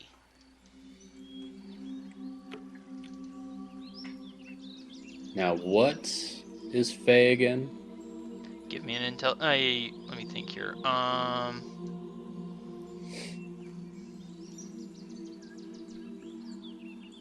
Loading. All right. There we go. Give me. Oh, what would this be? An Arcana or Nature check?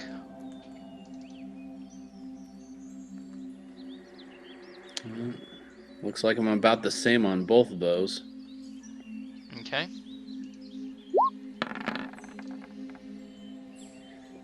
I got an 8. I mean, you know them to be. You know of Fae and like legends, trickery type beings, sometimes cruel, sometimes not. And that's about the most your knowledge of them extends. Sounds a little bit like an imp. They're very otherworldly. And not all of them, as I hold up the bag and indicate some of the elf hairs, not all of them are benign. So what you're saying is there be 8 or be 7? Okay, I get the joke. Varin kind of looks up at you like, huh? Alright, so with that, we are going to. Let's see here. It's already 10 o'clock. That took a lot longer than I expected. And I think most of that was due to trying to read the narration. True. And also figure out what we're doing. So we will take a couple of days long rest, so all hit points are restored. Mm-hmm. All spell slots restored.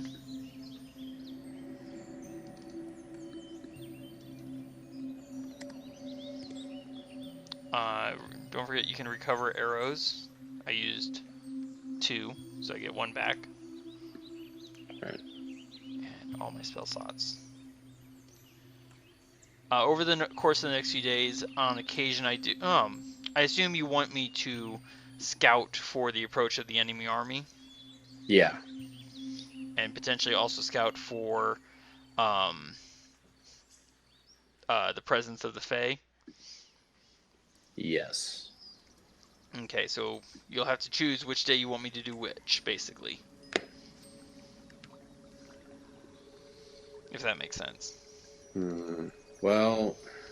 So, day 1, do you want me to scout for bad guys or Fae? Day 1 scout for Fae. Ooh, and I definitely found food.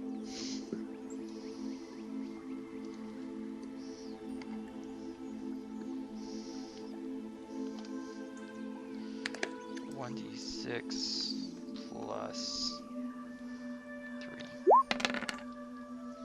times 2 I found 14 more pounds of food. Okay. 14. So you can add 7 to what you've got. So I think you should be at 21 rations. Rations. We have fresh water, so I'm not going to worry about that. I forgot how to do the rations again. Oh. Give me a second.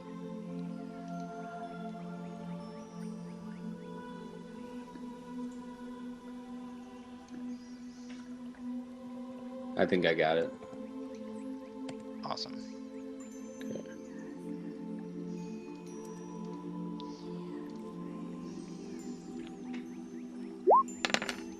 And 3. Oh, I found silly plants. Silly plants. Would you like to roll and see what silly plants I found? Yeah, is that an intelligent roll? No. Roll me 1d6. 1d6. Hang on a Yes, second. please. D6. A 3. I find heart toe. Is it a hard toe? No. Hard toe. I find 1d4 plus wisdom modifier.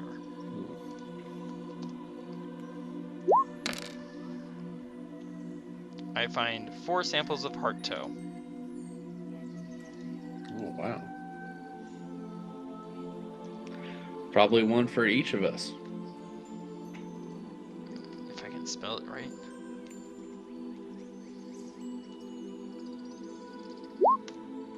There, heart toe. And we also have hackin' leaves. Just need to figure out what those are again.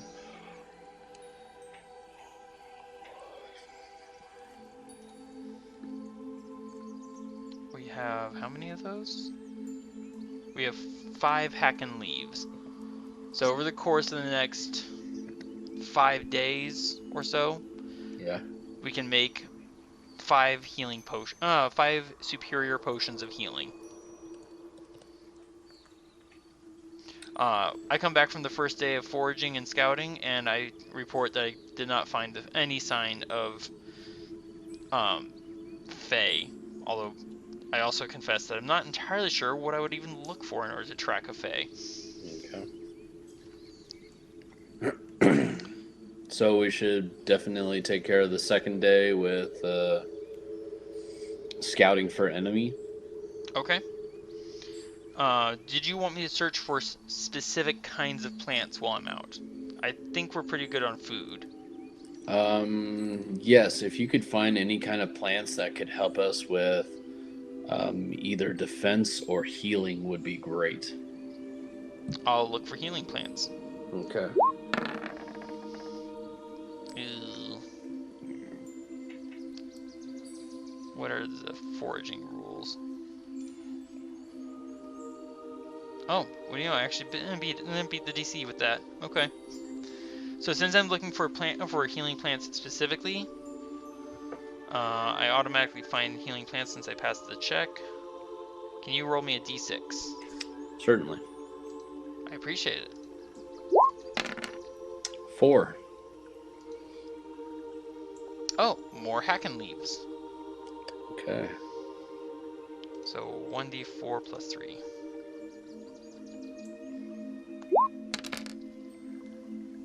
Nice. Oh my word. 7 more hackin' leaves. Haha. That's gonna be quite a few healing potions. Now you said with those hacking leaves that we could use those to make a superior healing potion? Yes. Okay. Alright, so that's 2 days. Excuse me.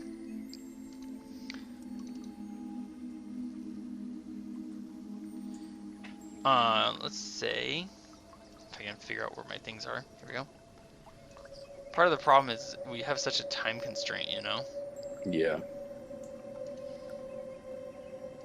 But then we did have little problems with rolling initiatives and A couple other things that just ended up not going our way. I'm going to place a token on here to be our campfire. Okay.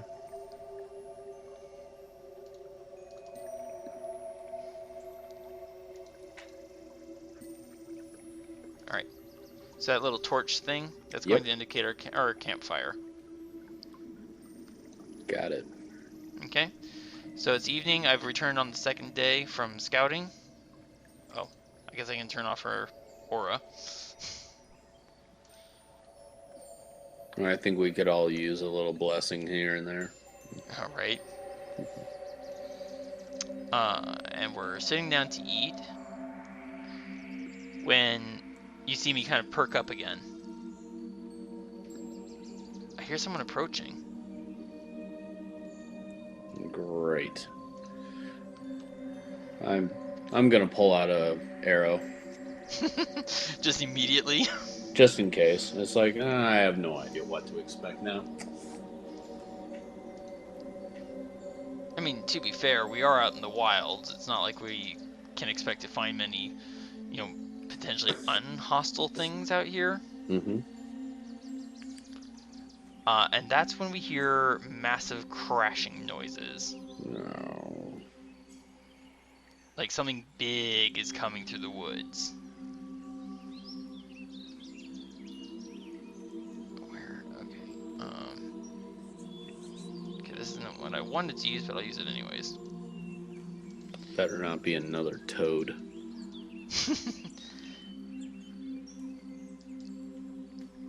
Okay, so upon hearing the crashing noises, Enna and Antinua are both going to big crashing noises. Do they want to climb the tree? I think they want to climb the tree. Okay. So they're both going to climb the tree. Anything you want to do? Do you want to try and hide, stand out in the open? What do you want to do? Jeez. Oh, I don't know anymore. I cast Longstrider on you. Say what? I just reach over and I put my hand on you, and you feel vigor rush through your legs. You now have a 40-foot movement speed for the next hour, concentration free. Oof. Out of the trees and the brush to our right comes a haggard-looking elf. We don't recognize them. Oops, my character sheet's still up. Looks like they've been out in the wilds for quite a while. She comes rushing out. She gasping, "It's after me! It's after me! It's huge! You wouldn't believe how big it is! It's so scary!" What do you want to do? And who is this little creature? An elf. An elf. And there is still something massive crashing through the brush and trees, and presumably drawing much nearer. I think I actually want to move over here to these rocks. Was that about 40 feet? I will look in a second. Sure. That was actually 25 feet. You have 15 feet left. 5 feet. And now you can take the hide action. You can take the hide action since you're no longer in the firelight. Yes, a hide action. All right, give me a stealth check. Stealth. Let's see. Oh, I forgot where the stealth. What? There we go. Stealth. And I'm going to cast jump on myself. What kind of character? What kind of token would I use for that? Sure. Alright, so I've cast jump on myself. You've hidden. Antenua and Enna are going to hide in the tree. Or try to.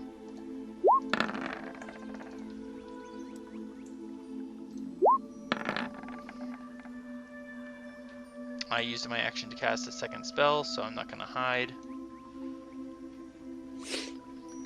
Crashing into the firelight. Oh, and girl is going to... There. Yeah, right next to the fire. Crashing through the brush. By the way, I assume that we long since got rid of the giant hyena. Yes. I just kind of assumed that.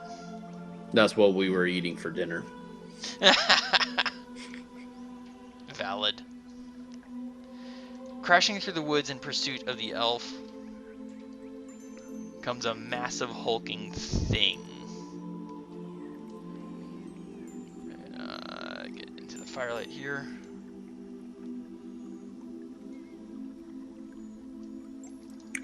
Oh boy. Bearing what looks like part of a tree trunk in hand. Oh gosh. And upon seeing me, it bellows out, and we can roll for initiative.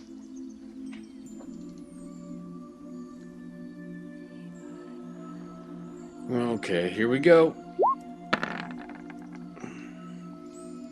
Dang it, I did it again, didn't I? I don't know yet, so I will let you know.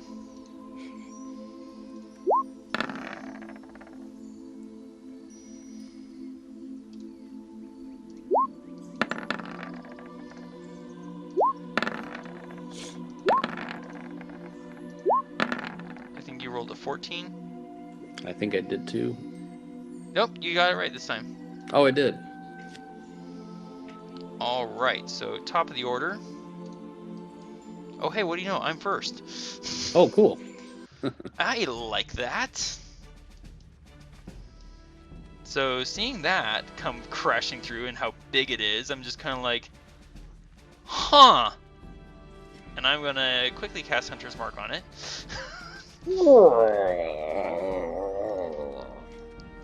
That was a stretch? Question mark?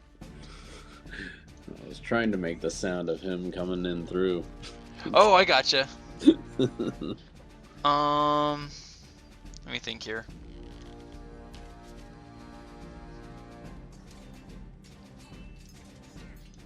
And I'm going to move 35 feet over here. But I'm not attacking, instead I'm readying an action to attack. So basically, if I see one of you, and the rest of you hit this thing, then I will shoot. Okay. Okay. Enna tried to hide and was not successful. So Enna is gonna hold off on casting any spells. Oh wait, Enna doesn't cast spells, my bad. No, she doesn't. She's gonna hold position and throw a spear at this thing. Come on, hit the mark. The spear soars over the massive creature's right shoulder and clatters against the rock. Adran, you are hidden. The creature does not know you are there. So basically, if you attack, you'll have advantage on the attack because it hasn't seen you. Okay. And since we're still in the, let's see, I'm still not quite sure exactly how this works. So technically speaking, the combat's already started. I'm gonna say no, it can't be surprised, but you can still gain advantage on your first attack. Okay. Alright, so I've already clicked on advantage using my longbow. Here we go. Roll. 17 does hit. Good. Dealing 6 piercing damage, which triggers my readied action to attack. Don't forget to mark your arrow gun, by the way. Right. 15 to hit. That hits. So, I'm going to take Hunter's Mark and Colossus Slayer, because he's already wounded. Oh my gosh, I rolled max on Hunter's Mark. Or not Hunter's Mark. I rolled max on Colossus Slayer. So what does that mean? Let's see. 8 and 8, 16 plus 4 is 20. I just dealt 20 damage, and it wasn't even my turn. Yikes. So you dealt 6 piercing, good shot, and then my arrow slams right into the same spot your arrow just hit for an additional 20 damage. Yikes. That took like almost half his life. So you pop out from the darkness, release your arrow, and sink right in. And he goes, "Ugh!" Wham! My arrow slams in. He's like, "Oh!" Well, if he wasn't surprised then, he was surprised now. Right? Anything else from you, Adrian, after seeing that shot? Oh gosh. I don't know. I kind of don't want to give away my position, but I also want to. Your position is definitely already given away. Well, I kind of want to also be in the way of where, well, Antinua is probably going to use her blessing thing, but I don't know. Does she actually need? Well, wait a second. It's already been at least 1 day of rest, so yes. all of that's been there. Golly. I actually want to move in a little bit closer, but does that also mean that that is one whole action? No, your action was to take the shot. Okay. Your movement is separate from action unless you dash. So you basically have 40 feet to move. Okay. So everybody has the ability to dash? I thought that was like a special skill or something. Nope, everyone has the ability to dash. And how far do I dash? If you want to, well, okay, so when you dash, you double your movement, but you've already shot, so you don't actually get to dash because that's an action. Okay, so right now you have 40 feet if you want to move. Oh, cursor. I do want to at least move a little closer in. Okay. So yeah, go ahead. I'm moving to about here. Okay. And that's 25 feet. Would I be able to use action surge? Yes. Your action surge and your second wind both would have recharged over the past couple of days. Okay. So yeah, you could action surge and attack again, and then you would still have 15 feet of movement. So I'll do action surge. Okay. And since I'm still with range of longbow, I now need to take that off of advantage and go back to normal? Correct. That was because you were attacking from hidden. Correct. Okay. So now I'm throwing longbow out at him.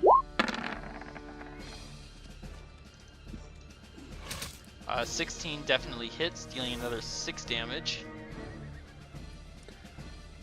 And then I want to move about 15 feet, right?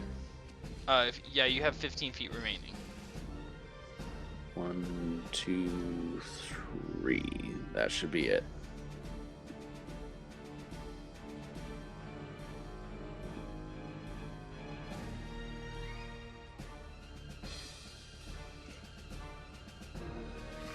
Okay.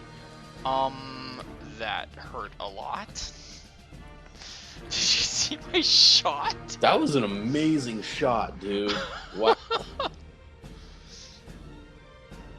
Alrighty then. So he is effectively bloodied. And Tenua is gonna not yet cast Bless, but she is going to cast Sacred Flame. Wow. It looks like a good hit. If it hits. It hits. She hit. Nice. Oh man, how much damage though did it do? 6 radiant damage. Oh gosh. The girl is going to run and basically dash. Okay. Now it's this creature's turn, who is very upset, very badly hurt. Oh, I bet. Oh man. He is going to... What's the range on that?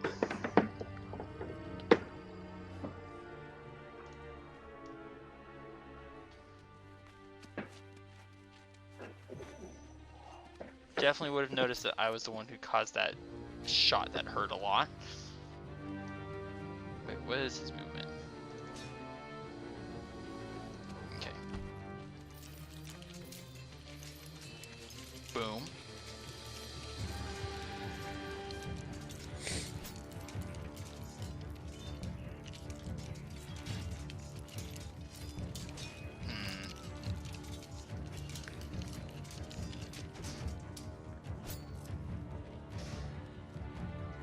Yeah, he's gonna attack you.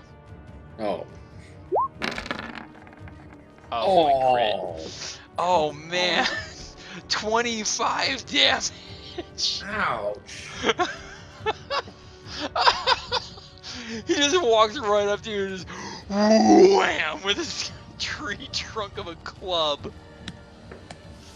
Jeez. Maybe I should have stayed in hiding. And that was it for his turn. Now it's my turn again. Am I like prone or something because of how like low? No, but you definitely have a bloody nose. Oh. Hold on, Adran. And I'm gonna take a shot with my longbow. Oh, please hit. Oh, please do.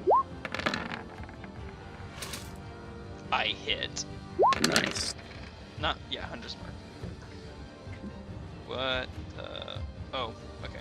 I know that's going on. Okay, don't worry about that. That Yeah. 7, ignore that 7. Okay. So I hit. With Colossus Slayer, that's 14. Plus Hunter's Mark is 19 damage. Dang. Oh.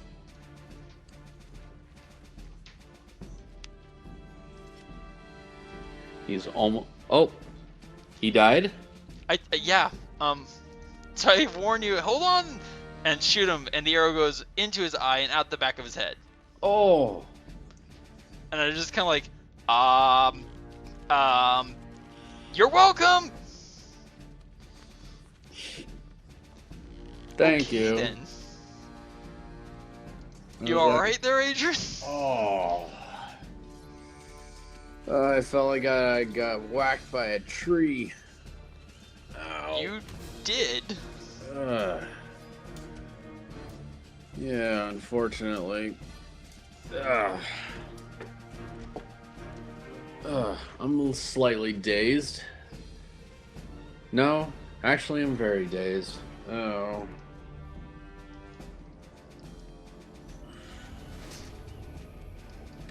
So, what's your name, person who decided to bring a big, crazy, hulking creature in our camp? Oh, right. There was someone here. Yeah. Oh, I just... Unless they decided to just completely ditch us and continue running.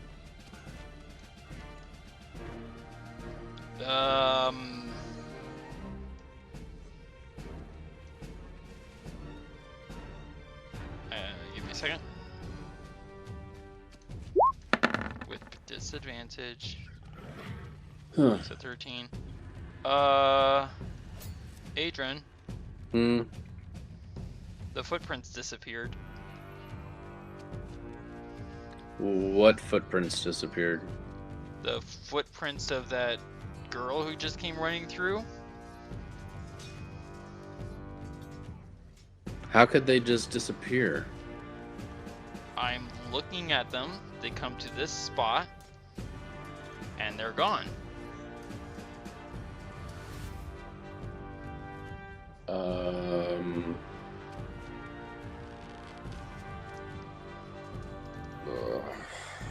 Gosh. And so's the girl.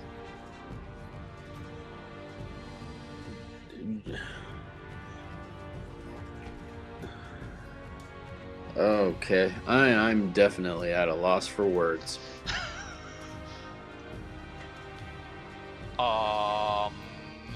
I'm going to search I'm gonna listen.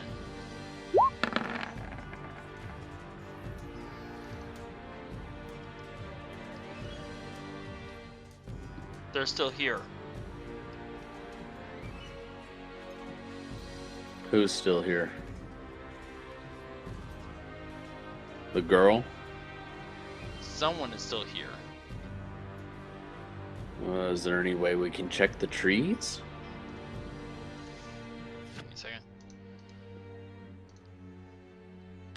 I accidentally deleted my my position in the initiative.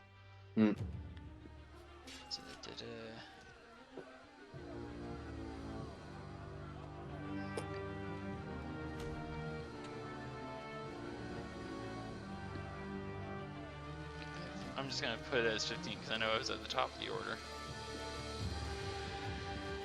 You were at a 20, I believe. Was I? Yeah.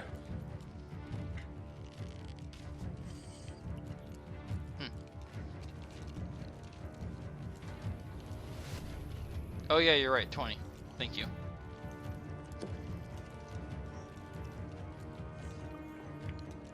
Yeah, I hear something. I hear breathing.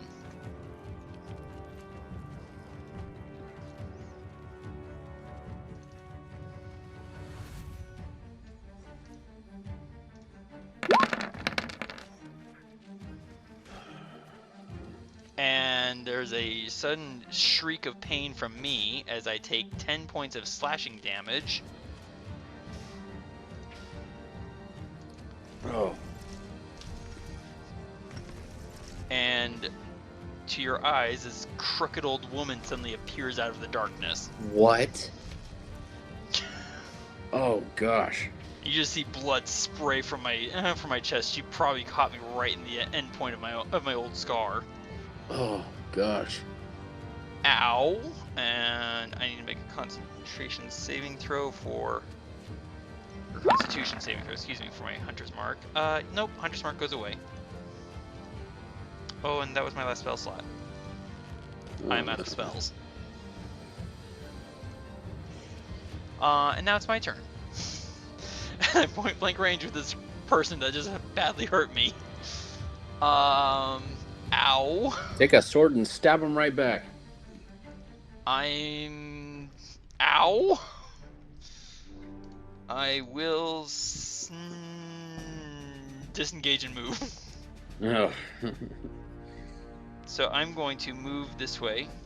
I have my jump spell on, so instead of going around the tent, basically you see me turn, step away from this creature, and jump over the tent.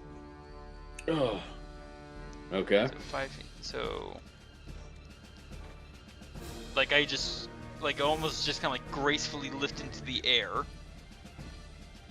and finish my movement over here, going ow, ow, ow, ow, ow, ow. Anna's going to climb down from the tree and reclaim her spear. Adran, it's your turn. All right. Oh. What do you want to do? Well, I'm within a pretty good distance. I think I want to use my bow. Alright, take the shot. Ah! That'll hit. Yeah. Just wish my piercing was higher, but... And then, of course, from there, I do want to kind of backtrack a little bit, just because I am at a 4 hit point. Right. But I could also use my second wind. You can... Yep, there you go. I will use my second wind. Where's there? There we go.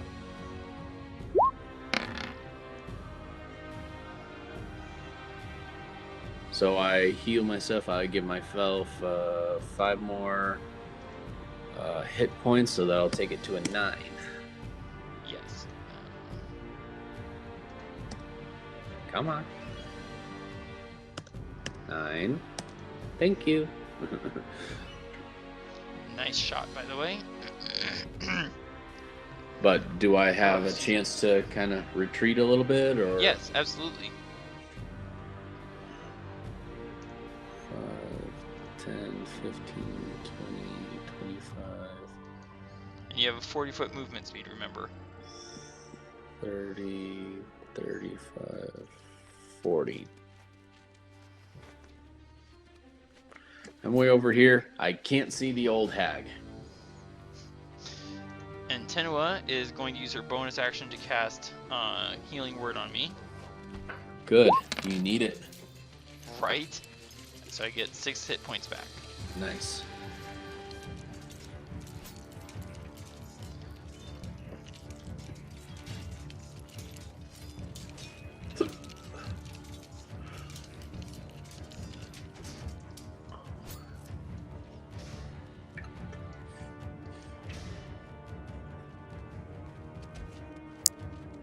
And then there's silence.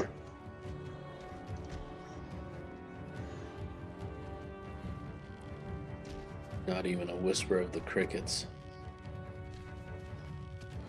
You just kind of hear me, you see me panting. I'm just got my bow ready. I'm like, where is it? Where is it?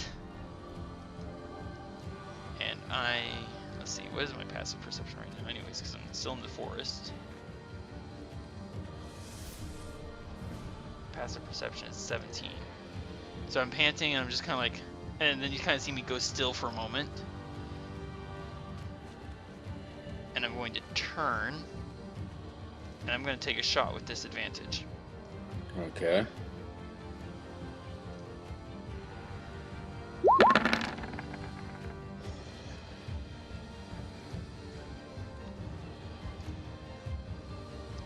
The arrow whistles into the night.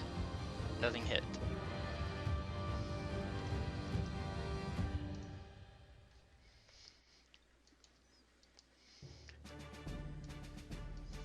And is going to move up to your side with her spear in hand.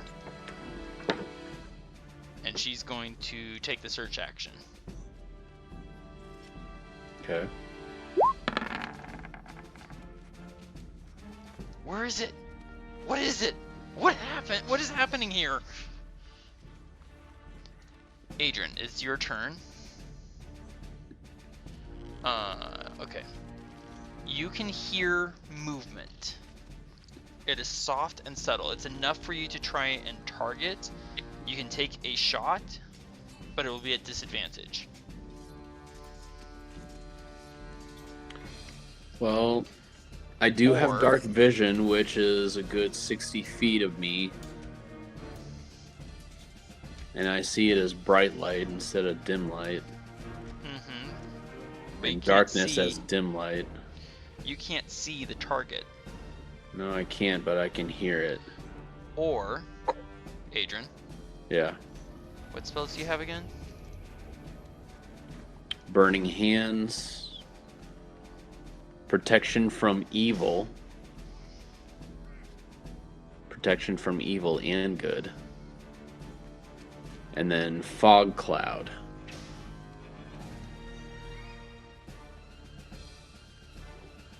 Casting one action, 120 feet. Point within range. 20-foot radius of fog obscures. It lasts for the duration or until a wind of moderate great speed, at least 10 miles per hour, disperses it. Yeah, I haven't used Fog Cloud yet. Would you like to? Well, I am full on slots right now, so let's give it a shot. Okay. We can't see them. Let's make sure they can't see us. So 20 foot radius circle. Right? That's what it said? Yeah. Thank you.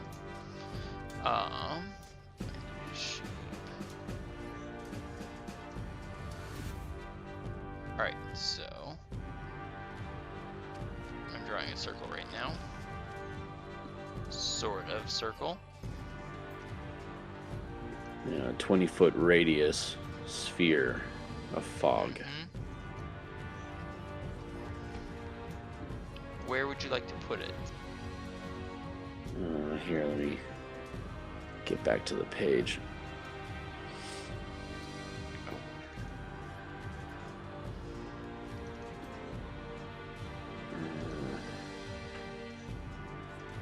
Let's put it around me. Just centered on you as it is? Yeah. Okay. And Tenua is within the fog cloud, basically. Yeah, she is. So fog just suddenly bursts out all around you. I have an input. I have a window page that popped up saying input value, cast what level. Don't worry about that. You can cancel that. Okay. Tenua. Does she need to see a target in order to cast Sacred Flame? Yes. I think she does. She does. And she's in the fog cloud, so she's effectively blind right now. So instead, she's going to cast Bless.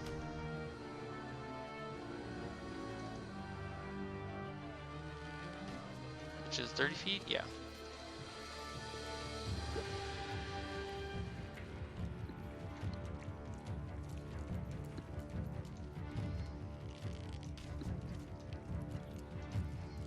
Okay.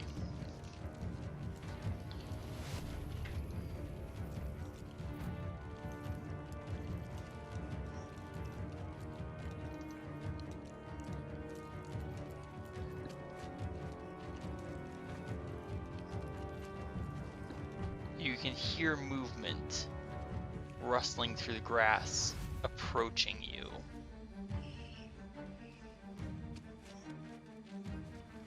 And then you hear, "What's the matter? Afraid that your ugly mug will be seen?" And I need you to make me a wisdom saving throw.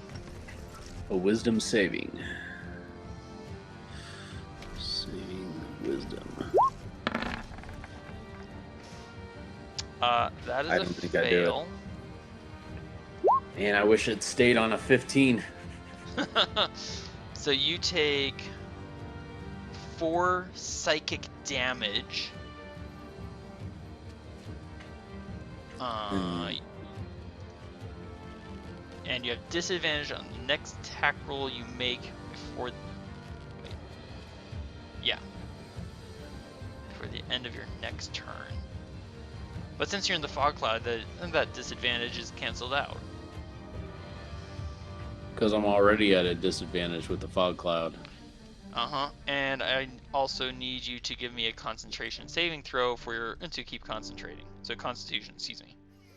Constitution saving throw. Come on. That is a fail. Fog cloud goes away. Dang it. So close.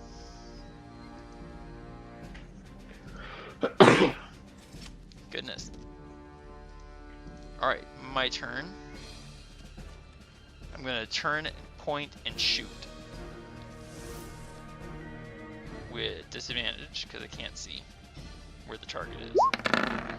But with a D4. That's 15 to hit. And you hit. Nope.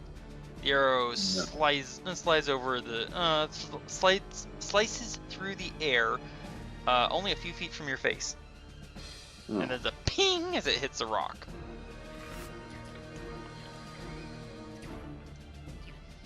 Enna, let's see. Gonna move up to your side. She has disadvantage because she can't see, but she has pack tactics, so she has advantage. Does she? I need to check that.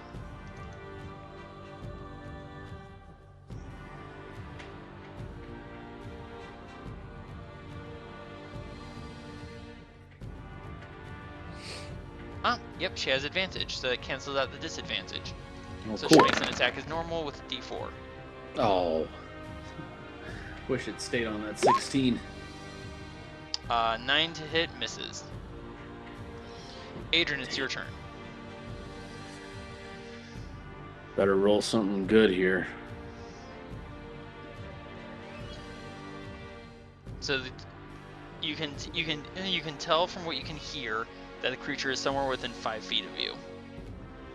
Somewhere within 5 feet? Yes, but you cannot see, so you have disadvantage on the attack. Alright, so I have to click on disadvantage. You can do that, or you can do the fog cloud, or you can do protection from evil and good. Your call. Oh.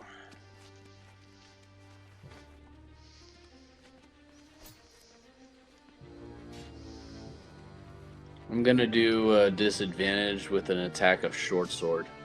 All right, and you're still within bless, so D4 gets added to that. Oh, excuse me. There's that. That one means that it's a complete miss. D4. Yeah, it's still a miss. Yeah, still a miss. Come on. And Tenno is going to ready in action.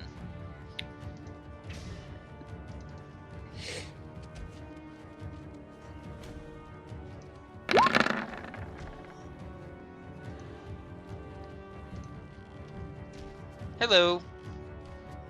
She comes popping up out of nowhere and slashes Enna down with a critical hit. Oh man, can I make like a move or something? I'm sorry, run that by me again? Oh, I wish I could make like a move or something. Nope, not until your turn. Dang it.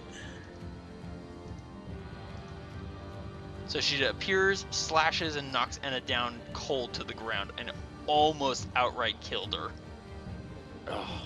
One more point of damage and she would have outright killed Enna. And then she turns her leering grin to you, and you can just see this mouthful of long, pointy teeth.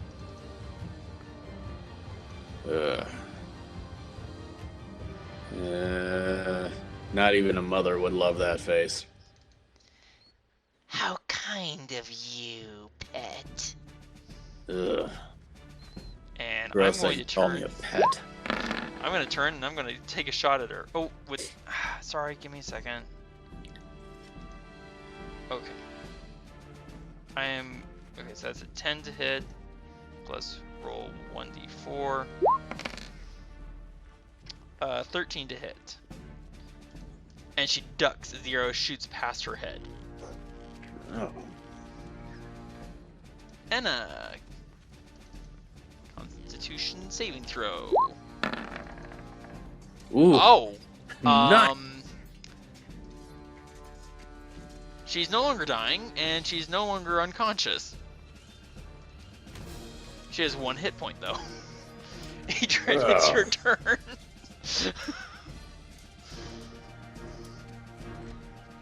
Okay. What do you want to do? Well, I'm no longer on disadvantage because... But you are within melee range, so if you take a ranged shot at her, it will be a disadvantage. Well, no, I'm going to be using my short sword against her, plus action surge so that I can get another shot in. Didn't you use it already? Yeah, you already used it already. Did I already use it? Yeah, against the big one. I did against the big one. Dang it. Nice try. Oh. Wait till I'm at level 17, then I'll be able to use it twice. Oh gosh, right? Yeah. Alright, so what do you want to do? Well,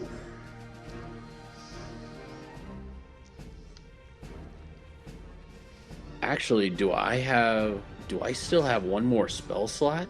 You do. Ooh. Let me see. What is protecting from good and evil? It's 1 action, ranges from touch. 1 willing creature you touch. Holy water or power of silver and iron, which is a spell it consumes. Concentrate up to 10 minutes. You know what? I'm within touching range. Yeah, let's do it. Protection from evil. Well, who are you casting it on? I'm casting it on, myself.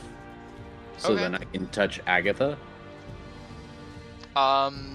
So protection from evil and good is a spell that you cast on a willing creature, and it grants that creature those benefits. So basically, if there's an aberration, celestial, elemental, fey, fiend, or undead, and they want to attack someone you've protected, they have disadvantage on the attack rolls. Oh, so wait a second. If I put that on Agatha, then she'll have disadvantage rolls? No. All those creatures I listed would have disadvantage on attacking Agatha. Oh. Well, that doesn't really help me.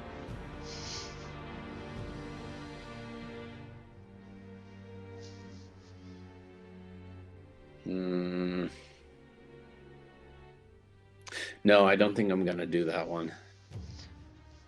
You can cast it on yourself or Enna. No, I don't think I'm going to do that one. Okay. But which one I definitely want to do is Burning Hands. Alrighty then. Go ahead and click that button. Your spell slot will be gone, and dexterity saving throw. Oh, now I'm also within the bless thing. Does that also count? It does not. It's for attack rolls only. Sorry. Okay. But she will still take. Let's see. She succeeded on her saving throw, so she's gonna take half damage. So she takes 9 damage. 9. Oh, nice shot. Oh, and I almost forgot. Anteno had a readied action. I forgot about that. So I'm gonna do 2 Sacred Flames. And Agatha has to make saving throws against both. Oh, come on. Why do I keep forgetting I left advantage on? Alright, so I'll just go with the first 2. So 13 succeeds, 16 succeeds, so she misses both times. Yeah.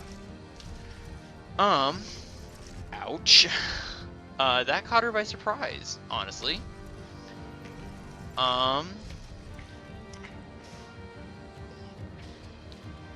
She kind of sneers at us both and says, "Maybe next time you'll be more interesting to play with, my pets."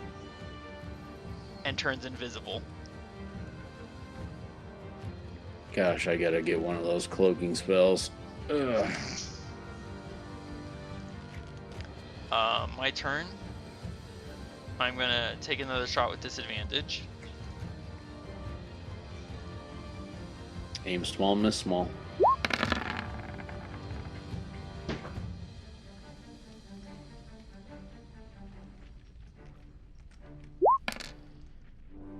So within bless, that becomes a 17 to hit.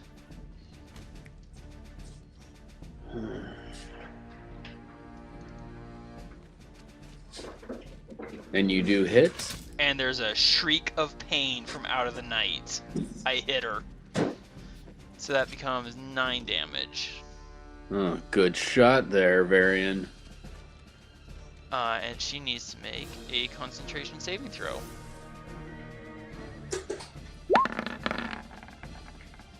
Oh, why do I keep leaving it on advantage? She succeeds. Take it off of advantage. She would have succeeded nonetheless. Enna stands up rather limply and says, "Ow! I'm not going after that!"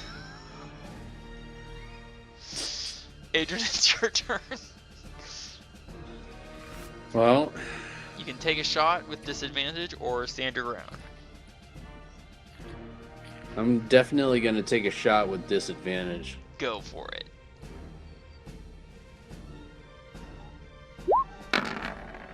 And don't forget the D4. And then a D4. D4. Oh my word. Yeah, that hits. With another 3 adding to it. 7 piercing damage. Nice shot. Yeah, that's what I'm talking about. Nintendo is going to hold concentration. And that is... I marked a missed arrow, or less of an arrow. 1 arrow gone. There's a splash as something hits the water. And then there's the sound of splashing as something swims away. Oh. Yeah, that's right, you old hag. Run! And then you see me rush off into the darkness after her. How many hit points are you at? I'm still pretty full. Okay. So I move, and I'm going to take a shot with disadvantage. Colossus Slayer is marked in case I hit. So they're no longer within range of Bless. There's a splashing noise, and you hear me just kind of snarl like, "Ah!" Very frustrated. Anna puts her hand on your arm and is kind of like, I don't think we should go after her. What do you want to do, Adran? Oh. I definitely want to go after her, but my range is probably, or I'm probably not able to hit range where I'm standing. Because right now I'd be at a disadvantage. Wait, can I use my telescope? You are still within range. You would still be making the shot at disadvantage though, because you're shooting where you can't see. Okay. You can target basically the sound of her splashing, if you will. All right, I'll target it.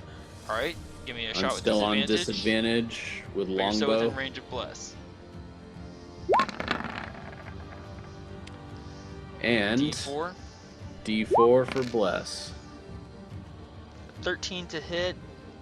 There's another splash as your arrow hits the water. Dang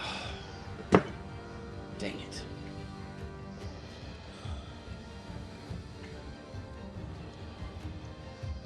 And then the splashing fades into the night.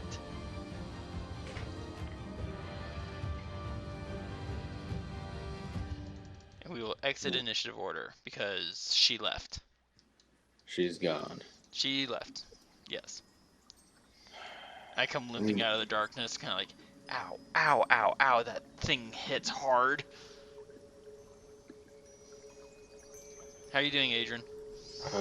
Recovered half my arrows. Excellent. I think the bleeding on my nose finally stopped. That thing hits hard. Are you... Ow! Yeah, so does the old hag. The rest of the night does pass uneventfully. We're able to recover all of our hit points and spell slots. That's good.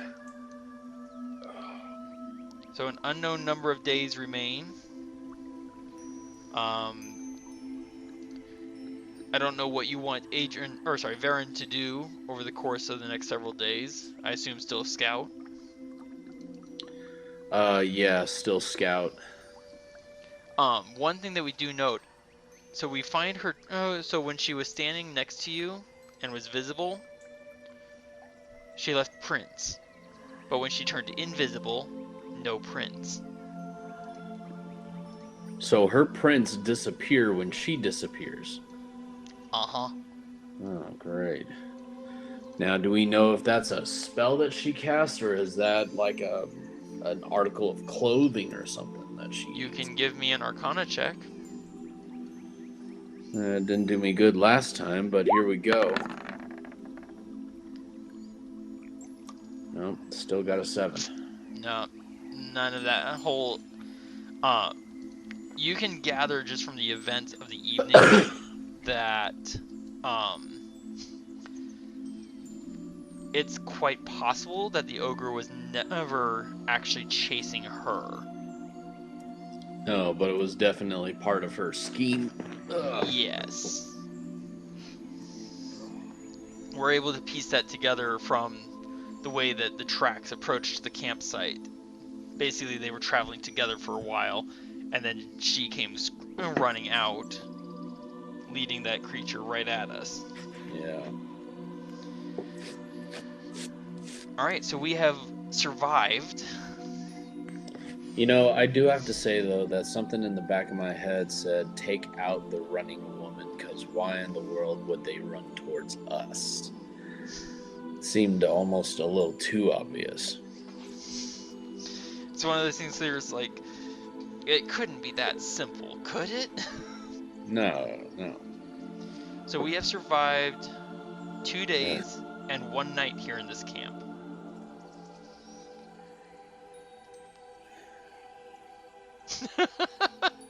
And I'm aware of the time. I'm not going to push us to play much longer. Yeah. So I'm gonna. There we go. It's daytime now. All right. Dawn of the third day in this enemy camp. Excellent. Okay, everything's been restored. Now we are not going to level up tonight. Why Sorry. not? Because we haven't gained enough experience to do so. Gotcha. Basically, the gameplay just took too long. So unfortunately, we weren't able to face all the different challenges I had set up for this gameplay. So we don't level up. All right. Well, I believe so. That'll be all right. You're just like, that's fine. We're alive. I think I've got a pretty good idea what our next move is going to be. And what is that going to be? Oh, you want me to tell you now, or wait till? Well, next... it would help to know what the plan is. I think there's just a little too much activity coming around this camp area. I think it's best that we just burn it to the ground and then head back home. Excuse me. That is an option, but if we do that, we lose our forward awareness, because remember, the enemy is coming here. Yeah, but we've been waiting for how many days now for our enemy? 3 days? 2 days, 1 night. 2 days, 3 nights. 2 days, 3 nights. So. But not all of them have been. So we've had encounters on those days, but we haven't had encounters each day. True. We had an encounter the first day, and then the third night. So it seems apparent that this creature, Agatha, probably... Give me an intelligence check. Here we go.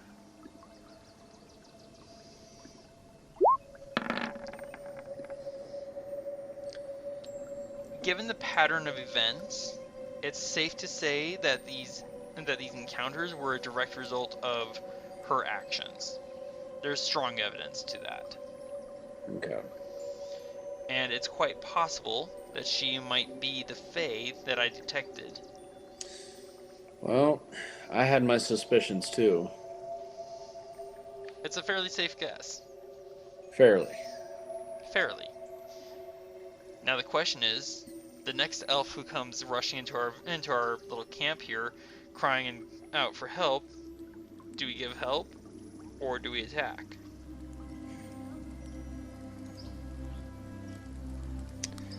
That's a tough question.